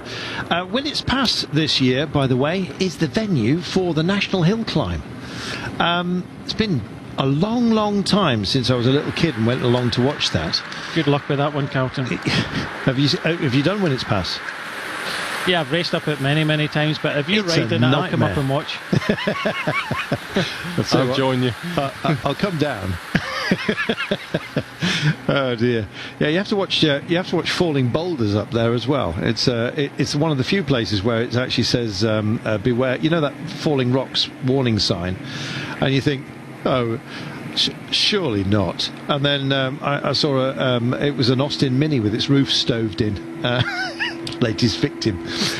So yeah, geological time includes today, kids. Watch out for the boulders. That can be me coming down the hill. Minute and 5. Yeah, Willits Pass. One of the steepest roads in the UK. There's a couple more. I think there's a few steeper in Wales and one in the Lake District. Not in Scotland though. But yeah, they just have much bigger mountains, full stop. They don't bother with little tiny passes like that. We're going to take ourselves a break. It's probably a welcome relief to you all. Here it is, sort of cross tailwind they're dealing with at the moment. Later on, this is going to turn into a tailwind proper for the finish after that turn at 1.1 k's. How impactful, awful word, how much impact that will have, we shall wait and see. some of you going on a break, so you can have tea and biscuits while we carry on.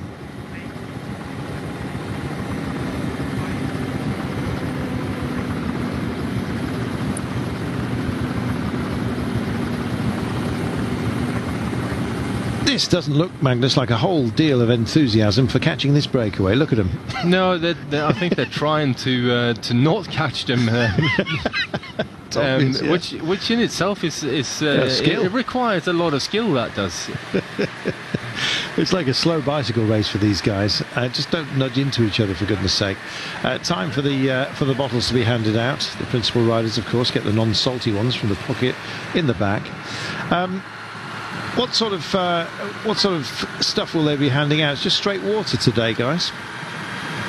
Yes, it's the easiest. The problem you've got in teams, if everybody wants their individual drink, it's very difficult. You go back, you put them in a musette or down the riders' backs, and you don't know what. I ordered one with an X on it. I ordered one with an O on it, and it just gets very, very complicated. And such is the nutrition these days that they've got their gels, they've got the gels for electrolytes, the gels for the caffeine and energy, and they've used kind of normal food up until this stage because it's very important for your digestive system, because these concentrates aren't good for your digestive system. So all the bottles pretty much are just water.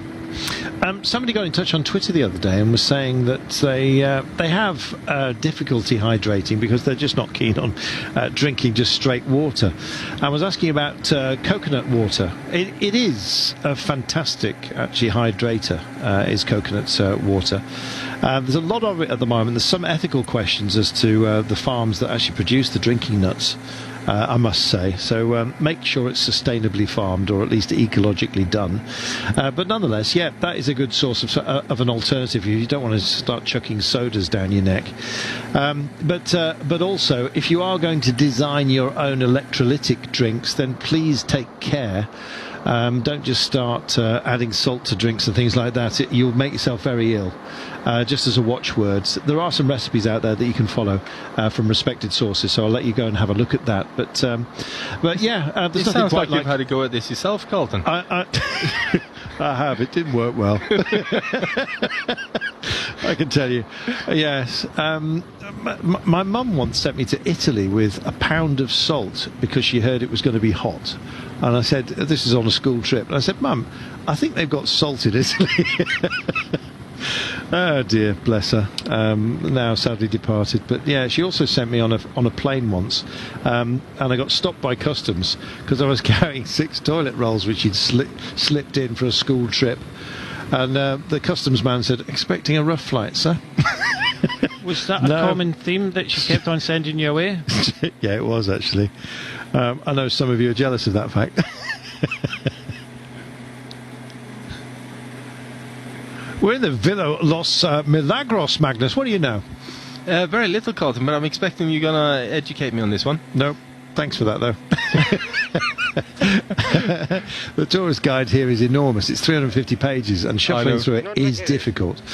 I'd love to print off the whole guide, but that costs half a tree, and there'll be an orangutan reaching for that as we speak. 45.6 kilometres to go. Wide open plains. They've even gone arty on us here, Brian, showing us some very challenged trees by the look of it. Yeah, I think I heard Sean mention before, you can spend a lot of time in the middle of nowhere in this part of the world. Very few villages, 25, 30 kilometres between each village, and not a great deal happening. But there's some interesting rock formations there. Not that the riders will be interested in that, because also in this part of the world the roads can be very, very straight, and with the wind blowing it can cause a lot of concern. But this was an area, and that's why they put wind turbines up here, but the wind isn't really strong. It's only about between 10 and 12 kilometres an hour. It's moving around from kind of northeasterly to kind of northerly winds, and you can tell that this part of the route today was potentially, for all the teams, maybe a kind of danger zone, and that's why they're kind of massing towards the front just in case anything was to happen. He needs to get his riding technique sorted out, otherwise he's going to be singing alto tonight, I'll tell you that. Talking about reformations, nice that Astana have buried the hatchet, it seems. I'm not quite sure who in, but Vinokurov is coming back, and indeed Premier Tech are actually withdrawing their sponsorship. I don't think those two things are connected necessarily. It says here, sponsorship for Astana will go on until 2022, and I like that because it may not be everyone's cup of tea, that team, but they always give their all, and on races such as this with the likes of Freire, both the Izagirres, Luis Leon Sanchez, Vlasov and Aaron Burrow, they have illuminated this race so far, and I'm glad, Brian, that they're going to be still with us until the end of 2022 at least. Yes, 100%. I can understand Premier Tech and Vinokurov and what's happened in the past, and them wanting to move on and not maybe be associated with the kind of misdemeanors that's happened in the past, and I can totally understand that, but hats off to the sponsors for staying in, because that team is tried to and has entertained us over the last few years, and the longer these sponsors stay in, the better it is for cycling. Very much so. And it's hard to find sponsorship out there. Even De Koning Quickstep are constantly on the hunt for money, and it's a difficult balancing act, especially when you've got Magnus, people like Mark Cavendish you'd like to keep hold of, even if it's building bonuses into as a temptation. I'm sure he picked up plenty of bonuses at the Tour de France this year. Yeah, I mean, for any team, it's a constant chase for sponsorship, because that's how the world of cycling is structured. So, and it's not an unlimited amount of companies and sponsors, potential sponsors out there. So, yeah, it's nice to see that Astana are able to continue for 2022, and hopefully they'll find another co-sponsor to go forward from there on as well. So. But yeah, again, even a team that is winning as much as De Koning Quickstep, constantly fighting to find that budget to keep their riders as they keep on performing. They're going to want a bigger paycheck at the end of the day as well. They are. Interesting to see a cave within which they've decided to put a solar panel. You think a cave would not be the right place, or maybe it was the first ever solar panel that was discovered. Neolithic, who knows. Vincenzo Nibali, apparently, the rumours are that he is returning to Astana from Trek Sagafredo, set to leave Trek. I understand that Aaron Burrow is heading that way. These are all rumours at the moment, and the rumour mill kind of starts turning in at the Tour de France, doesn't it, Brian?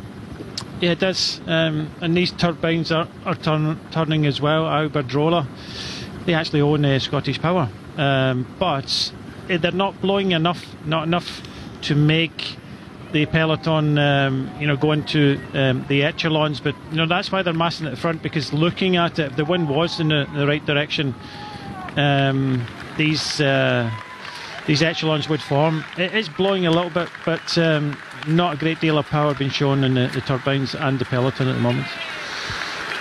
So how will they stack up at the end of today? UAE Team Emirates, I believe, keeping their powder dry for Matteo Trentin, who's my pick today. Maybe a long shot, but I think he's got what it takes today. We've got a whole sequence of days such as this, guys, and I don't know, is it... when you've got this enormous transition across a big country, which Spain most certainly is, and you've got these enormous transfers as well, Magnus, it has its own fatiguing nature when you have these big transition days, and I think in some ways it can be more of a challenge to the riders to keep the focus than it would on a mountains day, where at least it's more quantifiable what's required of you. Yeah, it definitely can be. I mean, this is still somewhat sort of up and down. I know the roads are fairly big and it's exposed all the time. So, but yeah, when you sat here just effectively waiting to catch the breakaway, which is the sort of position that they've put themselves in, it can be quite difficult to keep the concentration going, and that's why sometimes we see that touch of wheels and the crashes tend to happen in these kind of stages where it's not hard enough for the riders to really switch on, and with that, it does become difficult when you're sitting like this for hour after hour after hour, and the scenery doesn't seem to change, and the road seems to be as straight as it was the last kilometre. Goodness me. A few squeals of brakes, as you can see. I've no idea why. Are they just about to come out from underneath the lee of a hill? I'm just going to look where my next turn in the road is. Oh, it's now. There we are. Maybe that's what they're racing for. Yeah, it's a modest turn, a right-hander coming up fairly soon. But I think they're kind of alive to that fact, and that's maybe why there's a bit of skirmishing. Let's ponder your alternative, shall we?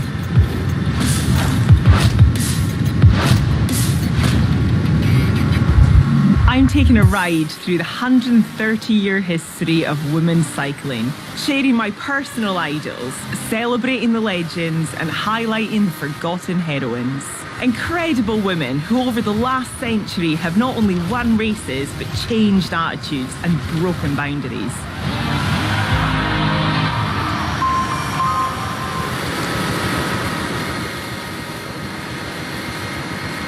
There we have it.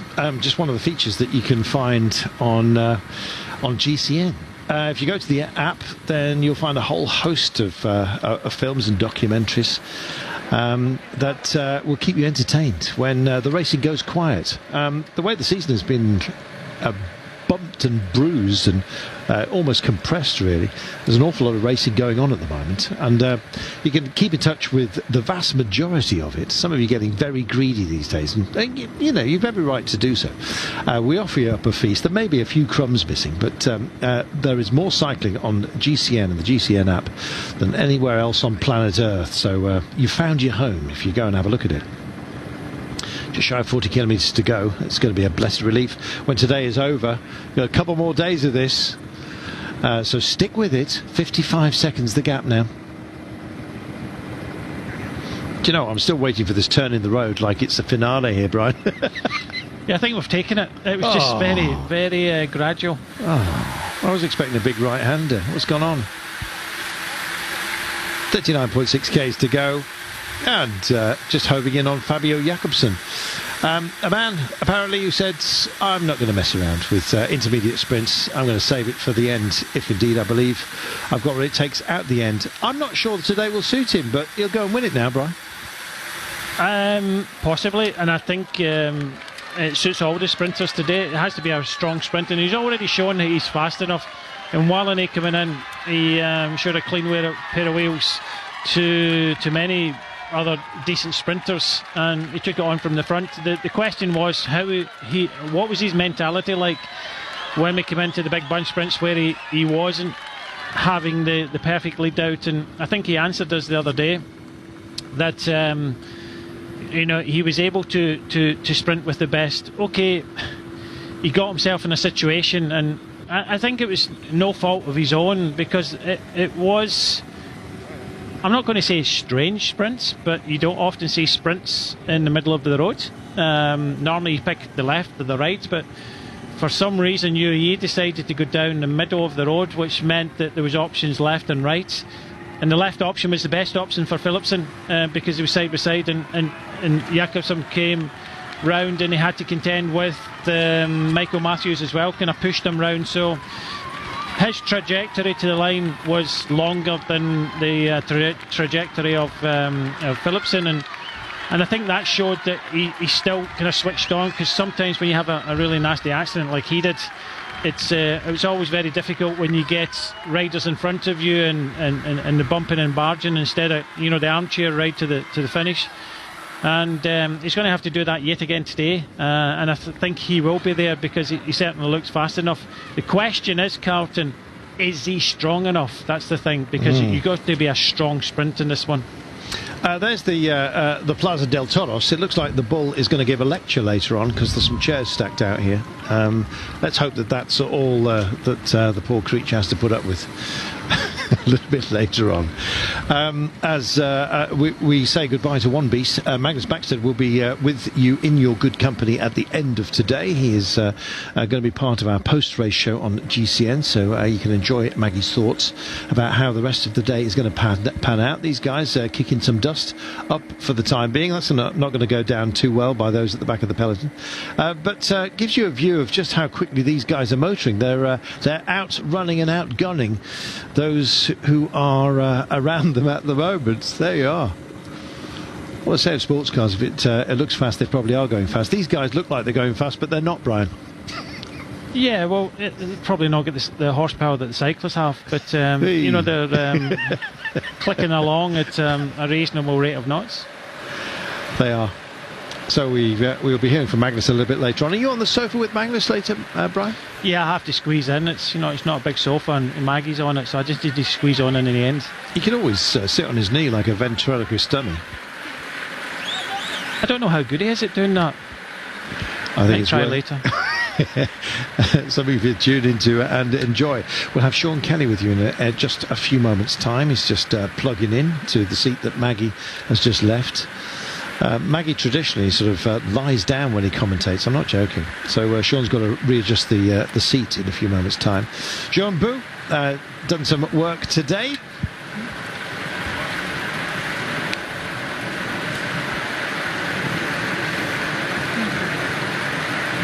Not allowed himself to be bullied, Brian, which is good news, being up against 2 from Burgos today. I think at the start of today's stage, everybody's expecting the sprint today, and the sprinters teams are up towards the front, and they've controlled it very well. For many teams, it wasn't a case of getting a rider in the breakaway for publicity reasons and sacrificing the energy of the riders, but for obvious reasons, Burgos BH has decided that this is a big day for them.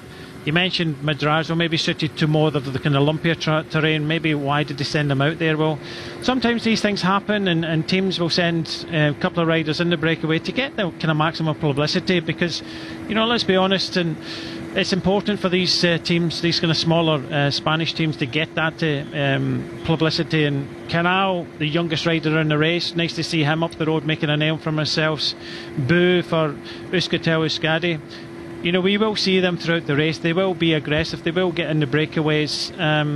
Let's hope that both teams get the rewards from the Vuelta, like they have done in the past. Euskaltel have won stages, and Burgos has won a stage. They've even had 1-2 a couple of years ago. But today it's not going to be the day for the breakaway. With 37 seconds, 35 kilometres to go. We are going to see that sprint final, but you can see the front of the peloton. They all want to be there just in case, and it is getting a little bit more nervous as we're starting to head in towards this final. It is. We're just going to cut through the little headland here, and I think there's a fear that the wind, which is just starting to pick up, there's a little bit more velocity to those wind turbines as it stands at the moment. But they are almost locked at the front, aren't they? Just for now. We welcome back Sean Kelly into the commentary position. Sean, we've kind of got used to, I guess, more dramatic starts to Grand Tours, and we certainly had that one with the Tour de France this year. But it's kind of back to a more traditional start, I think, with what was effectively a prologue and then some flat stages to give us a gentle entree, albeit, of course, that peak we had yesterday. Well, I think the organisers are hoping that there'll be a bit more windy conditions. We are in the part of Spain here where it should be blowing a bit, and they were probably praying the last 2-3 weeks before this race that it would blow a lot and we'd have exciting racing. And you have to get from A to B every day, and difficult for the organisers to make it interesting and to make it a route that will be very nervous racing. And unfortunately, yesterday, again today, is the days when you have a breakaway allowed to get away and then a team controlling. Today is certainly sprinters' day. It was always going to be a day where the sprinters teams would take control. Welcome back, everybody. You haven't missed much, apart from the fact that the turbines have decided to speed up a little bit. It means the wind's blowing, and as a result, it's sort of a modicum of nervousness just spreading over the peloton just for the time being. And that is because the road does twist and turn, and in fact, that's going to be have more of an impact the closer we get to our destination today. Once we get to about 5 kilometres to go, things are going to get extremely lively. Now, you may think, well, there's not been much liveliness today, and you'd be not far wrong. However, these big old transfers, it's a blessing almost to the riders, Brian, that the Vuelta has kind of trimmed its cloth just a little bit, because days like this, they would have actually ridden the transfer in days of old on La Vuelta. It could have been over 300 kilometres. They've got 164 to deal with, and so that's light meal compared to what they used to have to sustain. Yeah, just as Sean said, you plan a course, and a lot of that is down towards the regions and the amount of money they put in to possibly host a stage. The start towns and finishes, and what would they rather have? Would they rather ride their bikes over the terrain, or sit in a car, or sit in the team bus? They have to get from A to B, as Sean says, whether it's by bus or whether it's racing it. But looking at this at the moment, we've seen this happen over the last I would say 6 or 8 years. But there's Roglic in a normal jersey. We've seen it over the last kind of 6 or 8 years that the teams have the same information, use the same platforms, and they've been told at this part of the course today that you have to be in front. So they all go in front, and it causes a little bit of nervousness. But none of the sports directors will say, hang on a second, the wind's not blowing in the right direction, or the team captain is saying, the wind's not blowing. Don't sacrifice any of our riders, just going to sit back in the peloton, just relax a little bit. It just seems to be the thing to do these days, that the teams are forced to all come to the front at the same time. And if there's nothing happening, if the wind isn't strong enough and we're going in the same direction, which we are, for the next kind of 20-30 kilometres, there's no real danger. So it's a lot more relaxed at the back, and these teams always get themselves up in colour order. It causes a little bit of nerves, and that's where accidents happen. A slight hesitation, movements with the nerves of the riders, then it all comes back. And the fact that they're pulling back this 3-man breakaway will make it really nervous in the last 30 kilometres. Certainly will. They don't seem to be that overly concerned by it as well. And look at the pace that's being instilled here. And this is because we're coming out from the lee of the hill at that turn I was talking about. The breakaway is going to get caught. Roglic was caught with a bike change. He's made an exchange, and he's just working his way back through the peloton. Just getting back in now, as you can see. But the pace is up. I'm not sure whether that was just a tease for him, but I think it's possibly a bit more than that. So he has a bike change. His number was missing from the bike he just exchanged with. Got himself back in. Didn't look too stressed. And as you said, quite unusual to see him not. Oh, that saddle needs work, doesn't it? Quite unusual to see him not in a leader's jersey of some kind of colour. But hey, 30.4 kilometres to go, and it's all kicking off. Strange place to place yourself a hermitage, but then again, I guess if you are a hermit, you don't really want to be in a shopping centre. There we are. It's the ermita. It is a hermitage. I was right. Of the Virgin of the Montesinos. That'll be these mountains. Meanwhile, back out front, complete pace change, Sean. They're worried about the wind. They're not worried about the breakaway. But there could be a few more shattered nerves by the time we get to the end today. I guess, in a way, they've put some power back in their legs by the way today has been ridden, and now they're using it. Yes, well, I think they can see that the breakaway is just about to be pulled in, and that always makes it a bit nervous, because you're afraid that other teams going to try something, and riders want to go in the attack. The wind conditions as well. It's not a real concern or problem with the wind today, but that little bit out there, and when you get into that final 30 kilometres, it always starts to get a bit more nervous, because you can see here front of the peloton, EF, you can see there the jerseys in line, you can see a number of other teams all in line here, and Yeah, they all want to just be in the front of affairs, but not put in that big effort, 100% effort, and just be safe, be in a good position, and just play the waiting game, and be ready. If some team want to push on, try something, then you're in a place in the peloton where you can respond pretty comfortably with the rest of your teammates, and also look after your team leader. These guys aren't hiding to nothing, but they're still kicking on. There was a bit of a pace change as we come to this newly exposed section. You can see them climbing out towards the plateau. It still does rise and fall all the way to the line, and even the last 5 kilometres, Brian, we still have a few crests and peaks to deal with. Yeah, we certainly do. Looking at the profile, 3-4 kilometres out, we've got even 4.7%, 4.3%, and before we even get to the final kind of kick up towards the line. But yeah, unfortunately for the breakaway, they're in sight. I think they'll start to think, especially Burgos BH, they'll start to think about that kind of most aggressive prize now, because it looks as if they could be caught fairly soon. And we're just looking at the back of the peloton now, a little bit more relaxed. I've seen the red jersey of the race leader, Ryan Tarama, and he's kind of in the middle of the peloton, but same information been sent up. Make sure that you're riding towards the front, and they seem to be doing that day in, day out now. And it's one of these situations where one time you relax and you get involved with a crash, or you miss, you go a little bit too far back if it does go into echelons. But this is where the pre-planning comes into play. But then again, a team leader will have to say, guys, we're going in this direction, the wind isn't strong enough, the teams are just kind of riding on the front. This is where you can actually save a little bit more of an energy for some of your riders, and not having to kind of ride on the front so hard. There's no real danger for the breakaway. They're only just 200 metres down the road, but continually these teams seem to have the mentality of ride at the front, and while riding at the front, they aren't just normal ride. They are riding about 50 kilometres an hour. Not hanging around. Sean, we've been climbing for, it doesn't seem like it, but we've been climbing for about the last 70 or 80 kilometres. We're just coming to a crest, and in a short while we're going to be descending down to our finish town.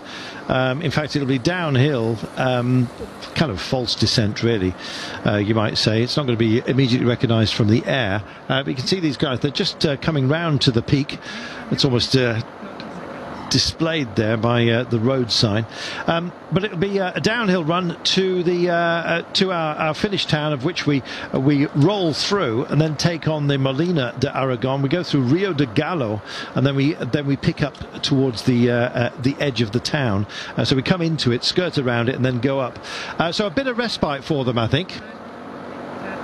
In fact, we'll come to Sean for the answer in a few moments' time, because first of all, we've got Jesper Philipsen talking about his day and his potential. Let's have a listen. Jesper Philipsen is with us, obviously one of the favourites for today. Jesper, wearing that jersey, winning already in this Vuelta. What does that do to a sprinter with another sprint stage coming up? Hopefully it gives some extra power, but yeah, let's see. For sure it will still hurt on the legs. How would you compare those sprints from the day before yesterday and today? Yesterday, 2 days ago, was a fast sprint. Today is completely different with technical final and uphill, so a different approach. But yeah, we all know it, and we try to adapt to this. What would you like more? A little bit of an uphill sprint or that flat sprint? Let's see. Let's speak tonight, maybe. Because normally, what would you prefer if you could? Maybe before I was pretty good at uphill finishes and less good at flat finishes. But yeah, I don't know. It's already a long time ago. I did a sprint at this level with a little bit uphill. So yeah, depends how strong the competitors are. How did you recuperate from yesterday, that really difficult final climb, and how was that? Yeah, for sure. Yesterday I know again how it felt to struggle in the mountains after the Tour de France, but it reminded me a bit of that. But yeah, I think we all survived well, and the day went good. So let's focus for today. Thank you. Well, he was quite gentlemanly, to be honest, in those responses. Sean, we've got a lumpier day today than we will have over the next couple of days, to be honest. And then we head for the mountains. Putting a mountain peak in yesterday broke it up nicely for us as viewers. But for these guys, they've got a job to do today, and there's only 25 kilometres left. We're not quite at the top of the climb that we've actually engaged with, slowly but surely over the last 70 or 80 kilometres. But then they'll be able to put some power back in their legs on this long descent of about 20 kilometres it will be before we start climbing again. And then it's all action. But as Jakobsen said, you've got to amend your strategy constantly. And today's a different day, very much so, to the one we had on stage 2. Yes, well, today is a one with an uphill finish, so that's something for maybe the pure sprinters. And Philipsen, you can call him a pure sprinter. Like in the Tour de France, he was very close there. Just that Mark Cavendish was that bit faster than him in the final dash to the line, the final metres. And yeah, they would prefer a flat pan finish, but again, he is in top shape, and he has an equal chance as all the other sprinters have here. And you're just hoping that you'll get it right on the run in, that you feel right in the end as well, because during the stage sometimes you can go through a little bit difficult patch for 15 or 20 kilometres, so you're hoping in the end that's the time you're feeling real good. Brian, a pace change. Yeah, they've kind of knocked it back a little bit. They might be listening, why ride at 50 kilometres an hour? It's not going to split up. And I know the sports directors all told us at the start of the day we had to be near the front, but yeah, they're breaking out to about 55 seconds. The interesting part with that interview with Philipsen for me was he was really confident in uphill finishes, but recently he hasn't done any, and that gives a little bit of maybe not doubt in your mind, but maybe that not as confident in uphill finishes because he hasn't done it for a while at this level. But I still believe that you do not lose too much, and I think Philipsen was really good at uphill finishes, and can sprint it out with the best. But I think what he has done is he's improved in the flatter finishes as well. He's got stronger in the flatter and faster. The interesting one for me is UE with they're switching away from Milano to Trentin today, so it will be for Matteo Trentin, and if he can maybe show the form he had over the last kind of few years, then definitely he'll be there. And I think when we're looking at the finish of the World Championships in Yorkshire, I think everybody thinking that Trentin was going to take that one. Mads Pedersen, strong finisher, but I think he even thought that he was going to take that one. But it just goes to show you that these uphill finishes can throw in a few surprises, and I'm sure that's what we're going to see today. Well, he did it in Glasgow in the European Championships, Trentin, and it's part of the reason why he's my pick today. Let's see how it pans out. Just to add to what you were saying there, Brian, one of the things that he's also extraordinarily good at, Jesper Philipsen, is positioning, and he showed that earlier on. Yeah, he did, and he doesn't seem to be panic. He's enjoying himself, and I think we've seen that from quite a lot of the riders here. We heard from Michael Matthews as well that he wasn't planned to be here at the Vuelta, and he's just happy to be here, happy to ride their bike, and that's a good thing. We hear about Fabio Aru, losing his smile, getting it back with Quebec a little bit, and we talk about all the time about motivation. Motivation is key. You could be the fittest man in the bike race and not win. It's all about where your head is, and we're hearing from Roglic after the stake, and he was full of fun when his sports director was getting interviewed. He was making kind of fun of him, kind of touching his head and things like that. And it seems to be that many of the riders that are here, many of the kind of riders that are expected to do well and are doing well, seem to be relaxed and happy. We didn't see that at all in the Tour de France. Maybe a little bit in the Giro d'Italia after a few days, but this race seems to have started in earnest with a time trial, but it seems to be very relaxed, and everybody seems to be enjoying themselves. We certainly are. Trust you are too at home as we come past the Serra de Celas. And yeah, it looks like a weather station up there. Maybe some beekeepers. We just don't know.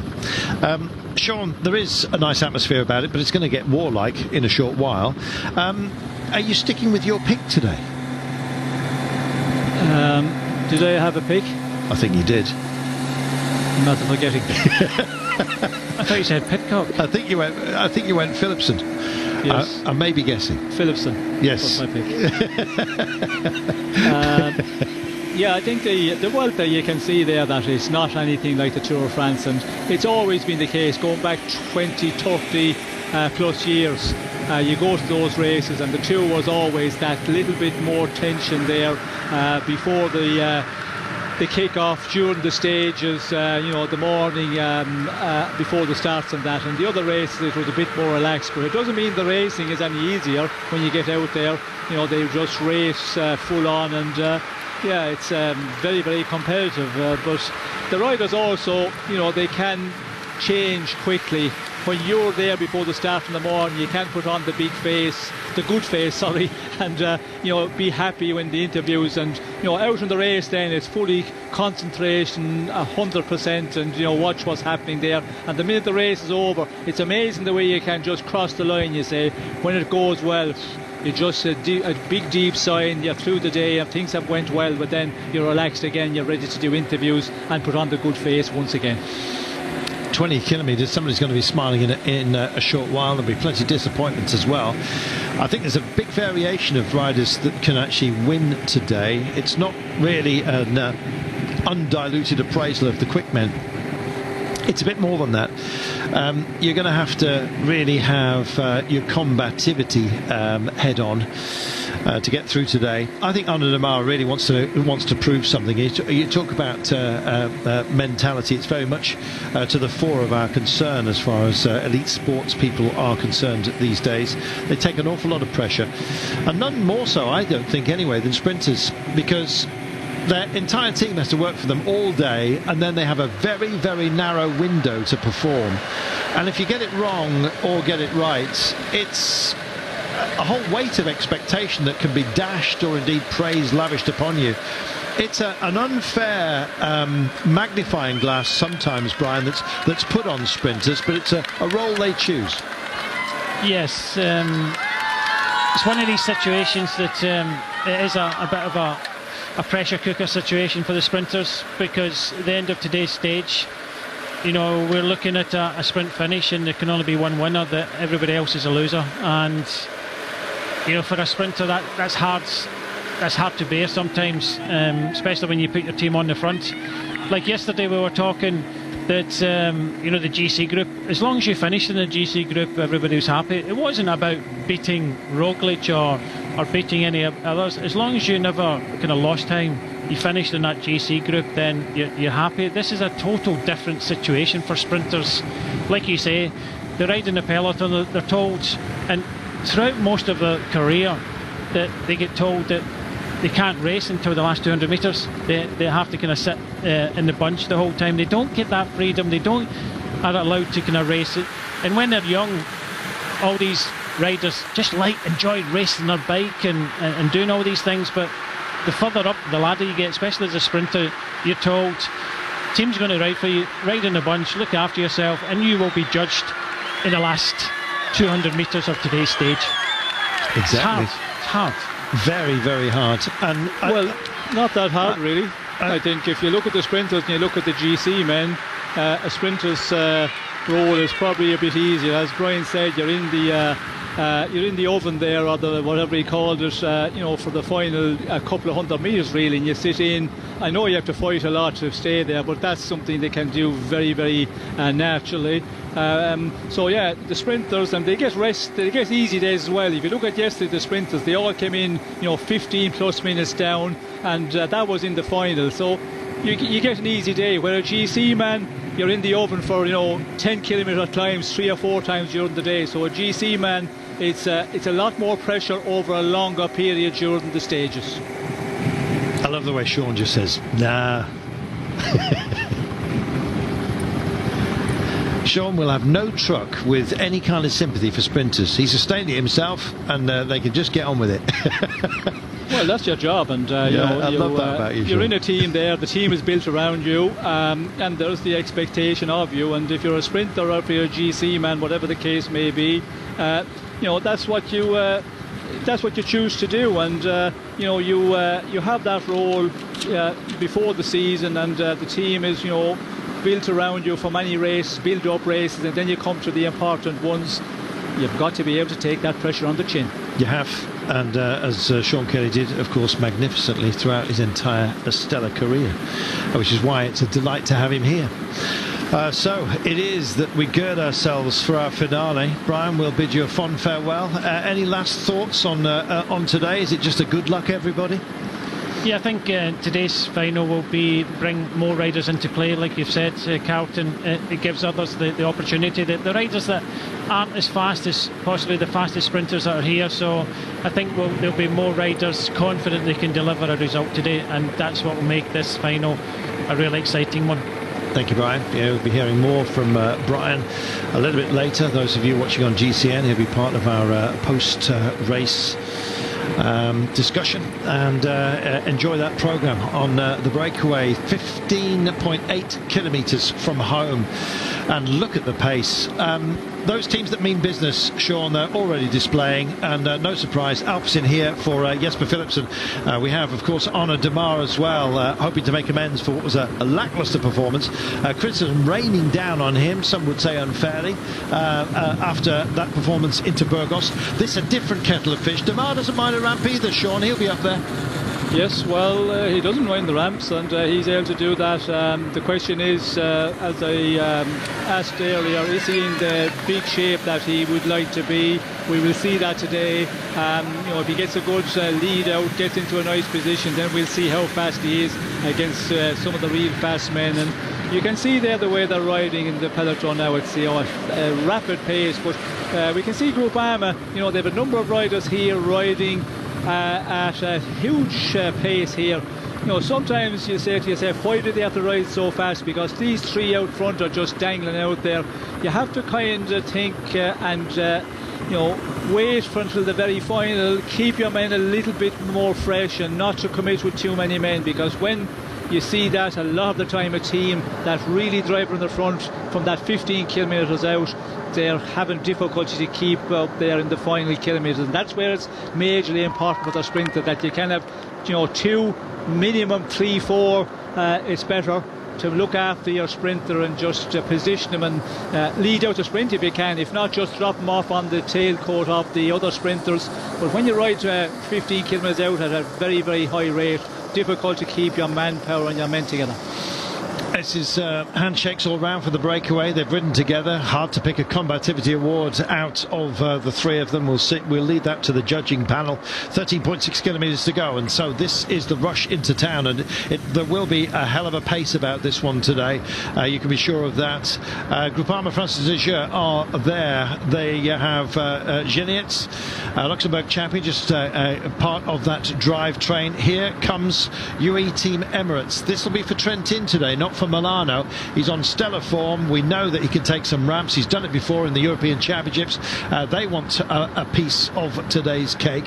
The trouble is there's only one small morsel for somebody to pick up today, and it's going to be hard fought for. And there are plenty of riders who are, well, we're in the belief that they can actually take it today.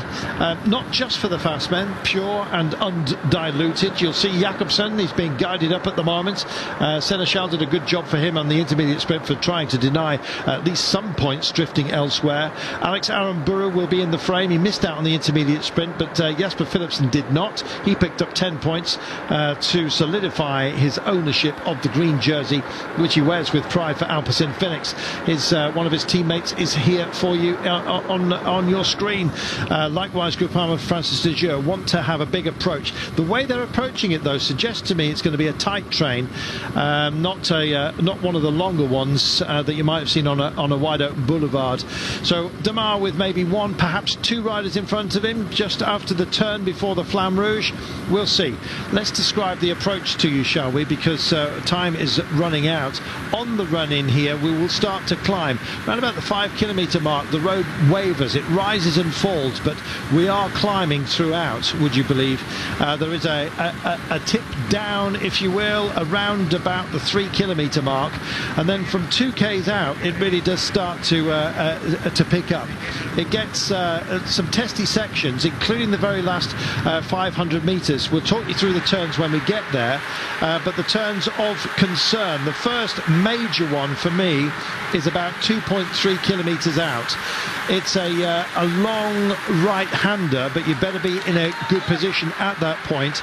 Speed that you carry through that corner will indeed, like a metronome, tee you up for all of the corners that are still to come, and there are plenty of them.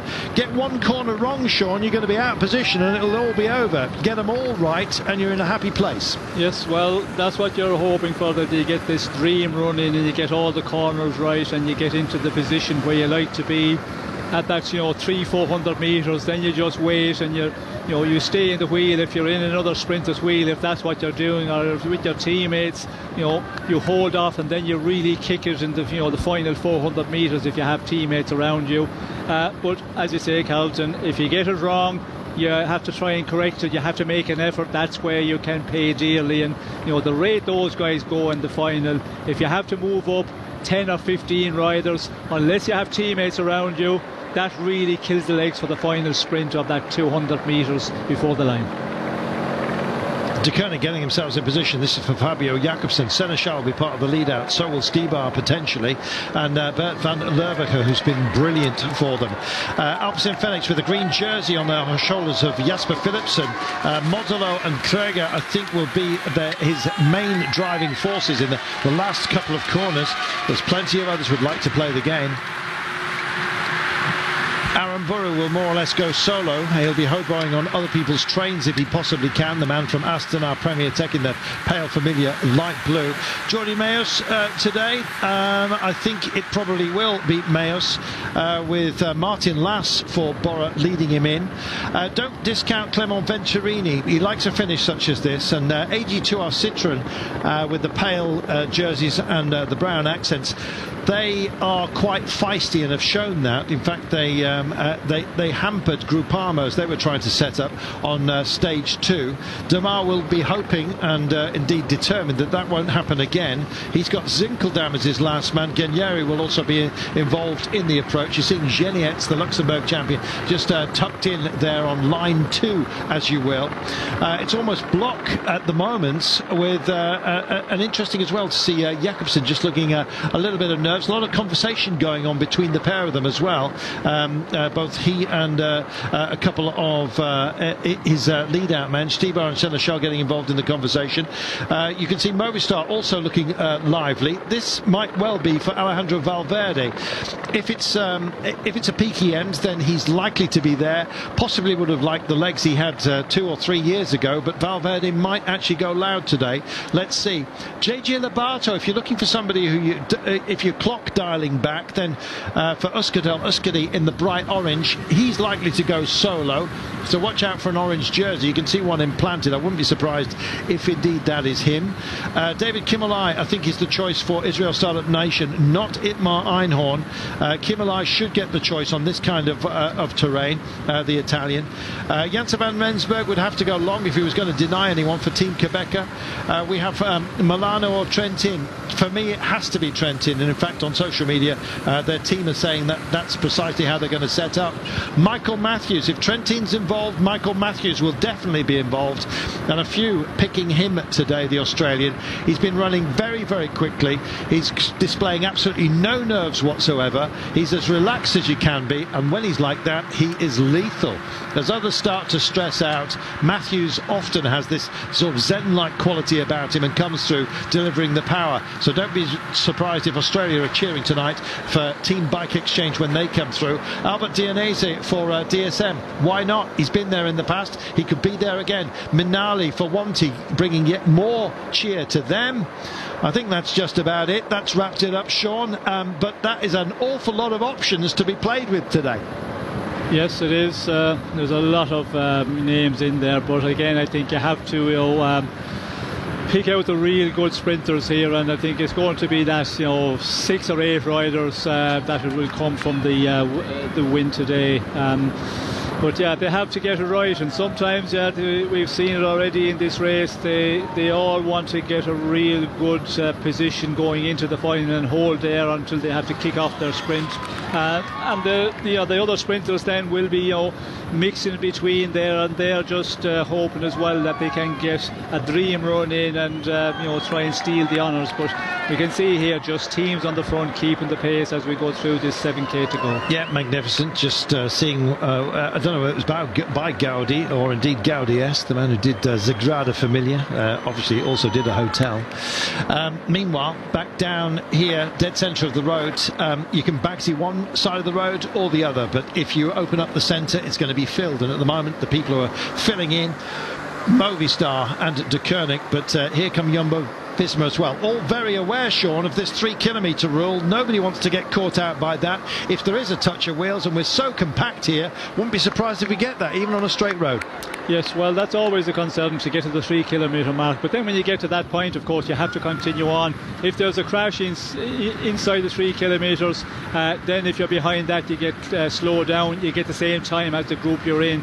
So it does take a little bit of the pressure off, but not all the pressure, because at that 3 kilometres from there to the finish, if there's nothing happen, you still have to stay up, because if riders leave gaps and there's a little gap, and it can be 10-20 seconds very, very quickly, so you're worried about that as well. As you can see, we go through the 6 kilometre mark. That just tells the rate they're going here, and the teams that are trying to keep control here, and what a mixture of different colours we have on the front of the peloton. We see the Coney quick step there. They're trying to keep it in block, and you could see there just a moment ago, looked like Jakobsen was just saying, try and keep all together here, keep in a little bubble, and then we'll move when we get into that point where we need to do that.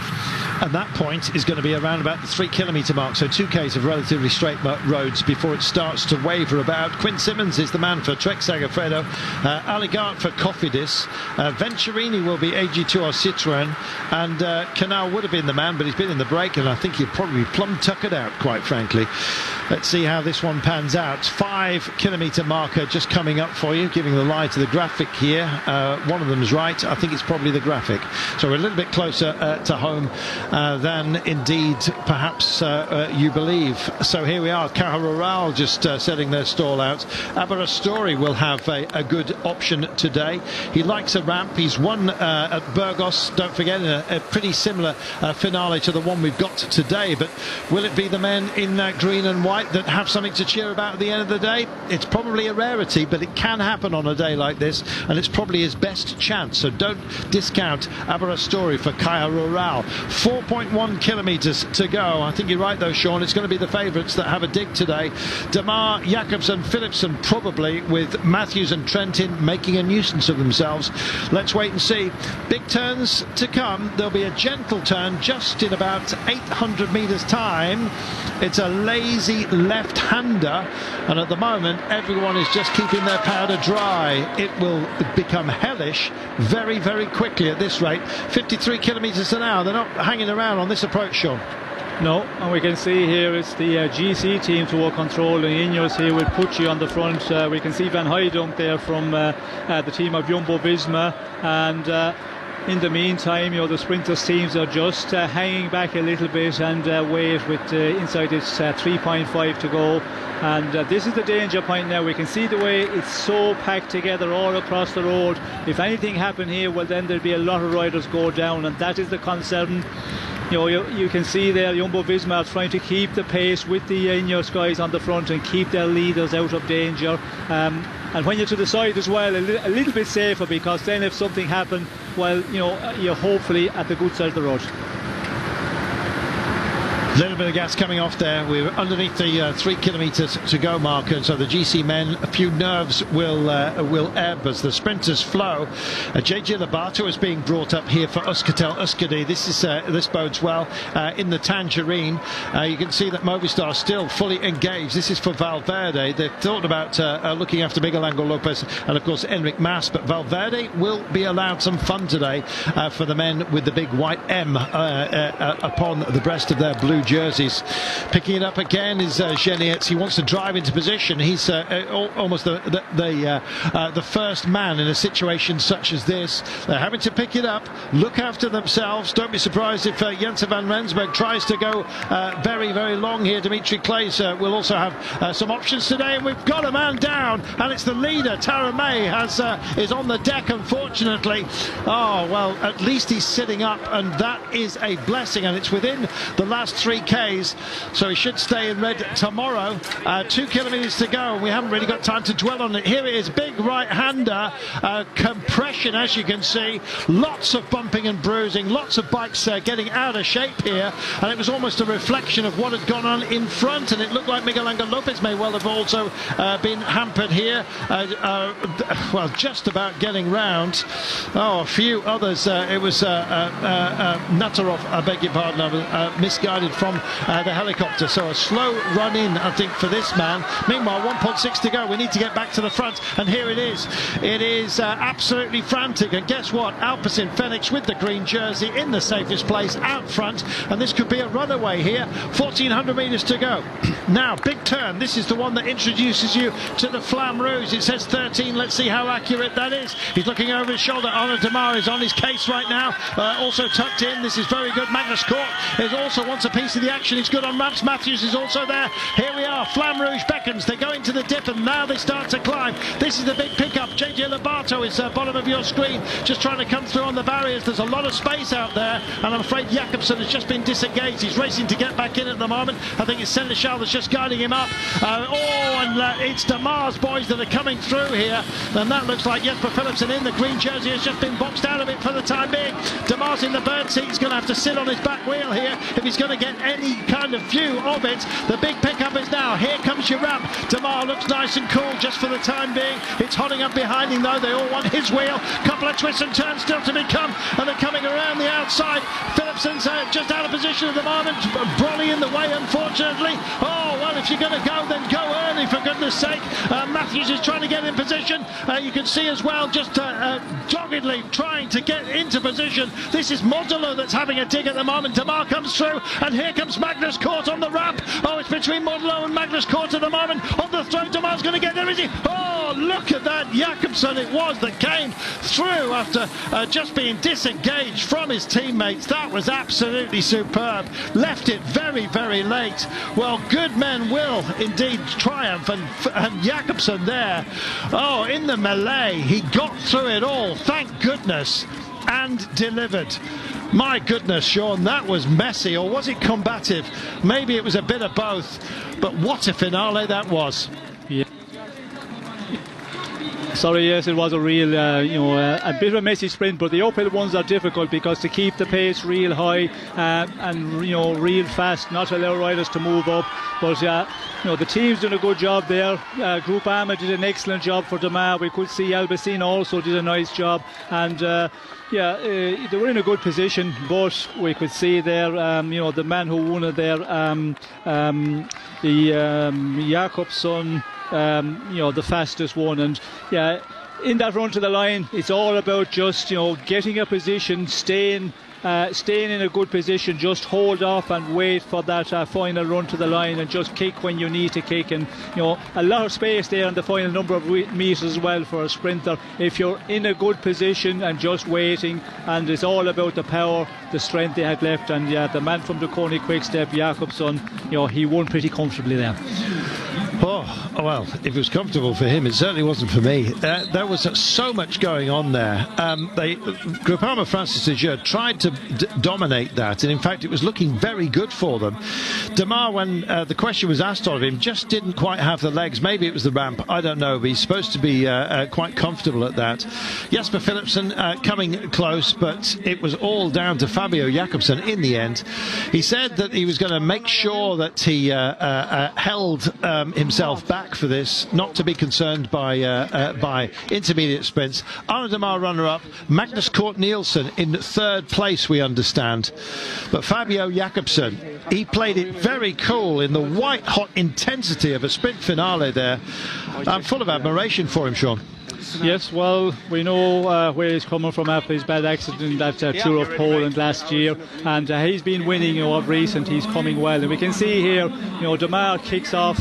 At a point where, if it was a real good Démare, it would be difficult to overtake him here, but Jakobsen was in the slipstream for a moment. It comes out in that final, 60-70 metres. You can see here when Démare kicks, Jakobsen is in the slipstream, the perfect place to be, and then when the time comes when he has to kick himself, he's just got enough to be able to come over him, and then the final meters he wins comfortably with Magnus Cort there in third position. Very good work from Magnus Cort. Dienese it was that finished in fourth place ahead of Michael Matthews. Allegaert was in there. Mayos Trentin was in the frame, but boxed out of it in eighth place. Jesper Philipsen, ninth in front of Minali. Just losing Modulo's wheel, I think, at a crucial point, choosing to go with others. But Fabio Jakobsen it was that came around Arnaud Démare. Magnus Cort in third place.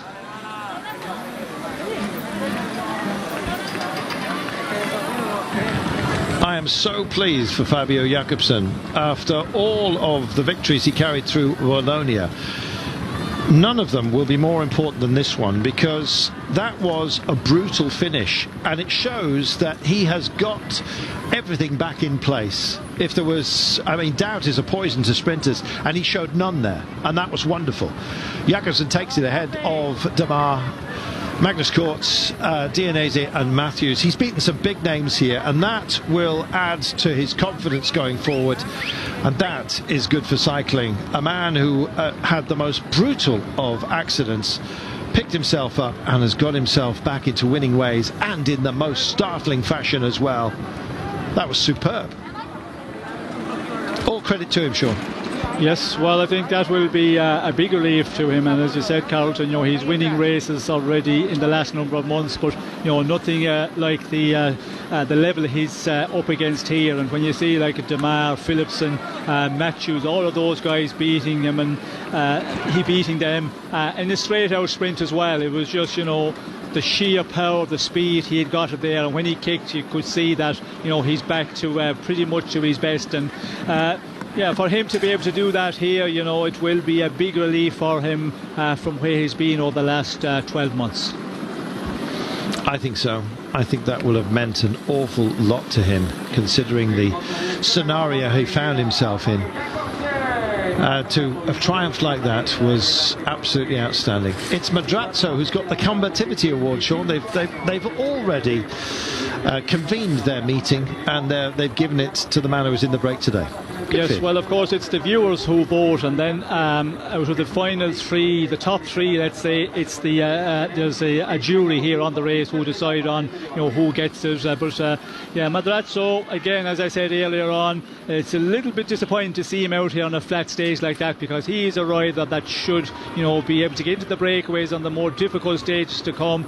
And that effort today, they're out there for 130 kilometres. That's going to feel in the legs for a number of days after this one, especially in the flat stages. For a lightweight like him, he has to make a huge effort to ride out in front, and the pace they were going, a very fast average once again, considering there are only 3 riders in the breakaway. Well, he's got a guard of honour here. Clearly took him a long time to get dressed. Here's our winner. Yeah. Fabio, you said how fantastic it was to be back at La Vuelta. You're back as a winner at La Vuelta. Oh, it's a dream come true. After the crash, I was a long way back, but I'm happy I'm here. A lot of time and a lot of effort has gone into this by a lot of other people, and I think this is also their victory. I'm talking from all the doctors and surgeons and medical staff in Poland until my second family here, the team, and everybody in between. This is also their victory, and and also my family's victory, because they are the reason I'm here. It wasn't an easy victory. We've seen Edward Plancart trying to anticipate the sprint. Did that disturb you? Take us through the last few hundred meters. Why, it's just a hectic bunch, you know. All the GC teams want to be in front, and we understand that. And then 3K from the finish, we tried to take over. There was a small climb, and on the top I could find Bet and Stevie. We went into the downhill, position 15-20, and then Bet just took me to the front, and I could start my sprint on the inside because it was a slight turn to the right, and then I found the wheel of Demar, and you know, I think he was the guy to beat today, and yeah, I just had a little bit more in the legs at the end, so I'm happy I could pass him. Were you always confident to pass Demar?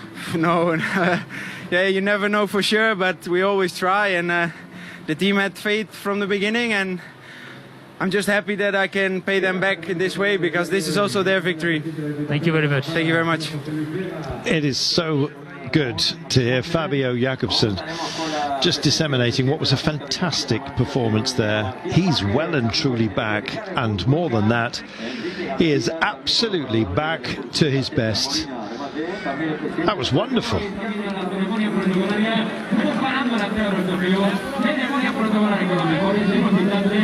Esperamos en el podio.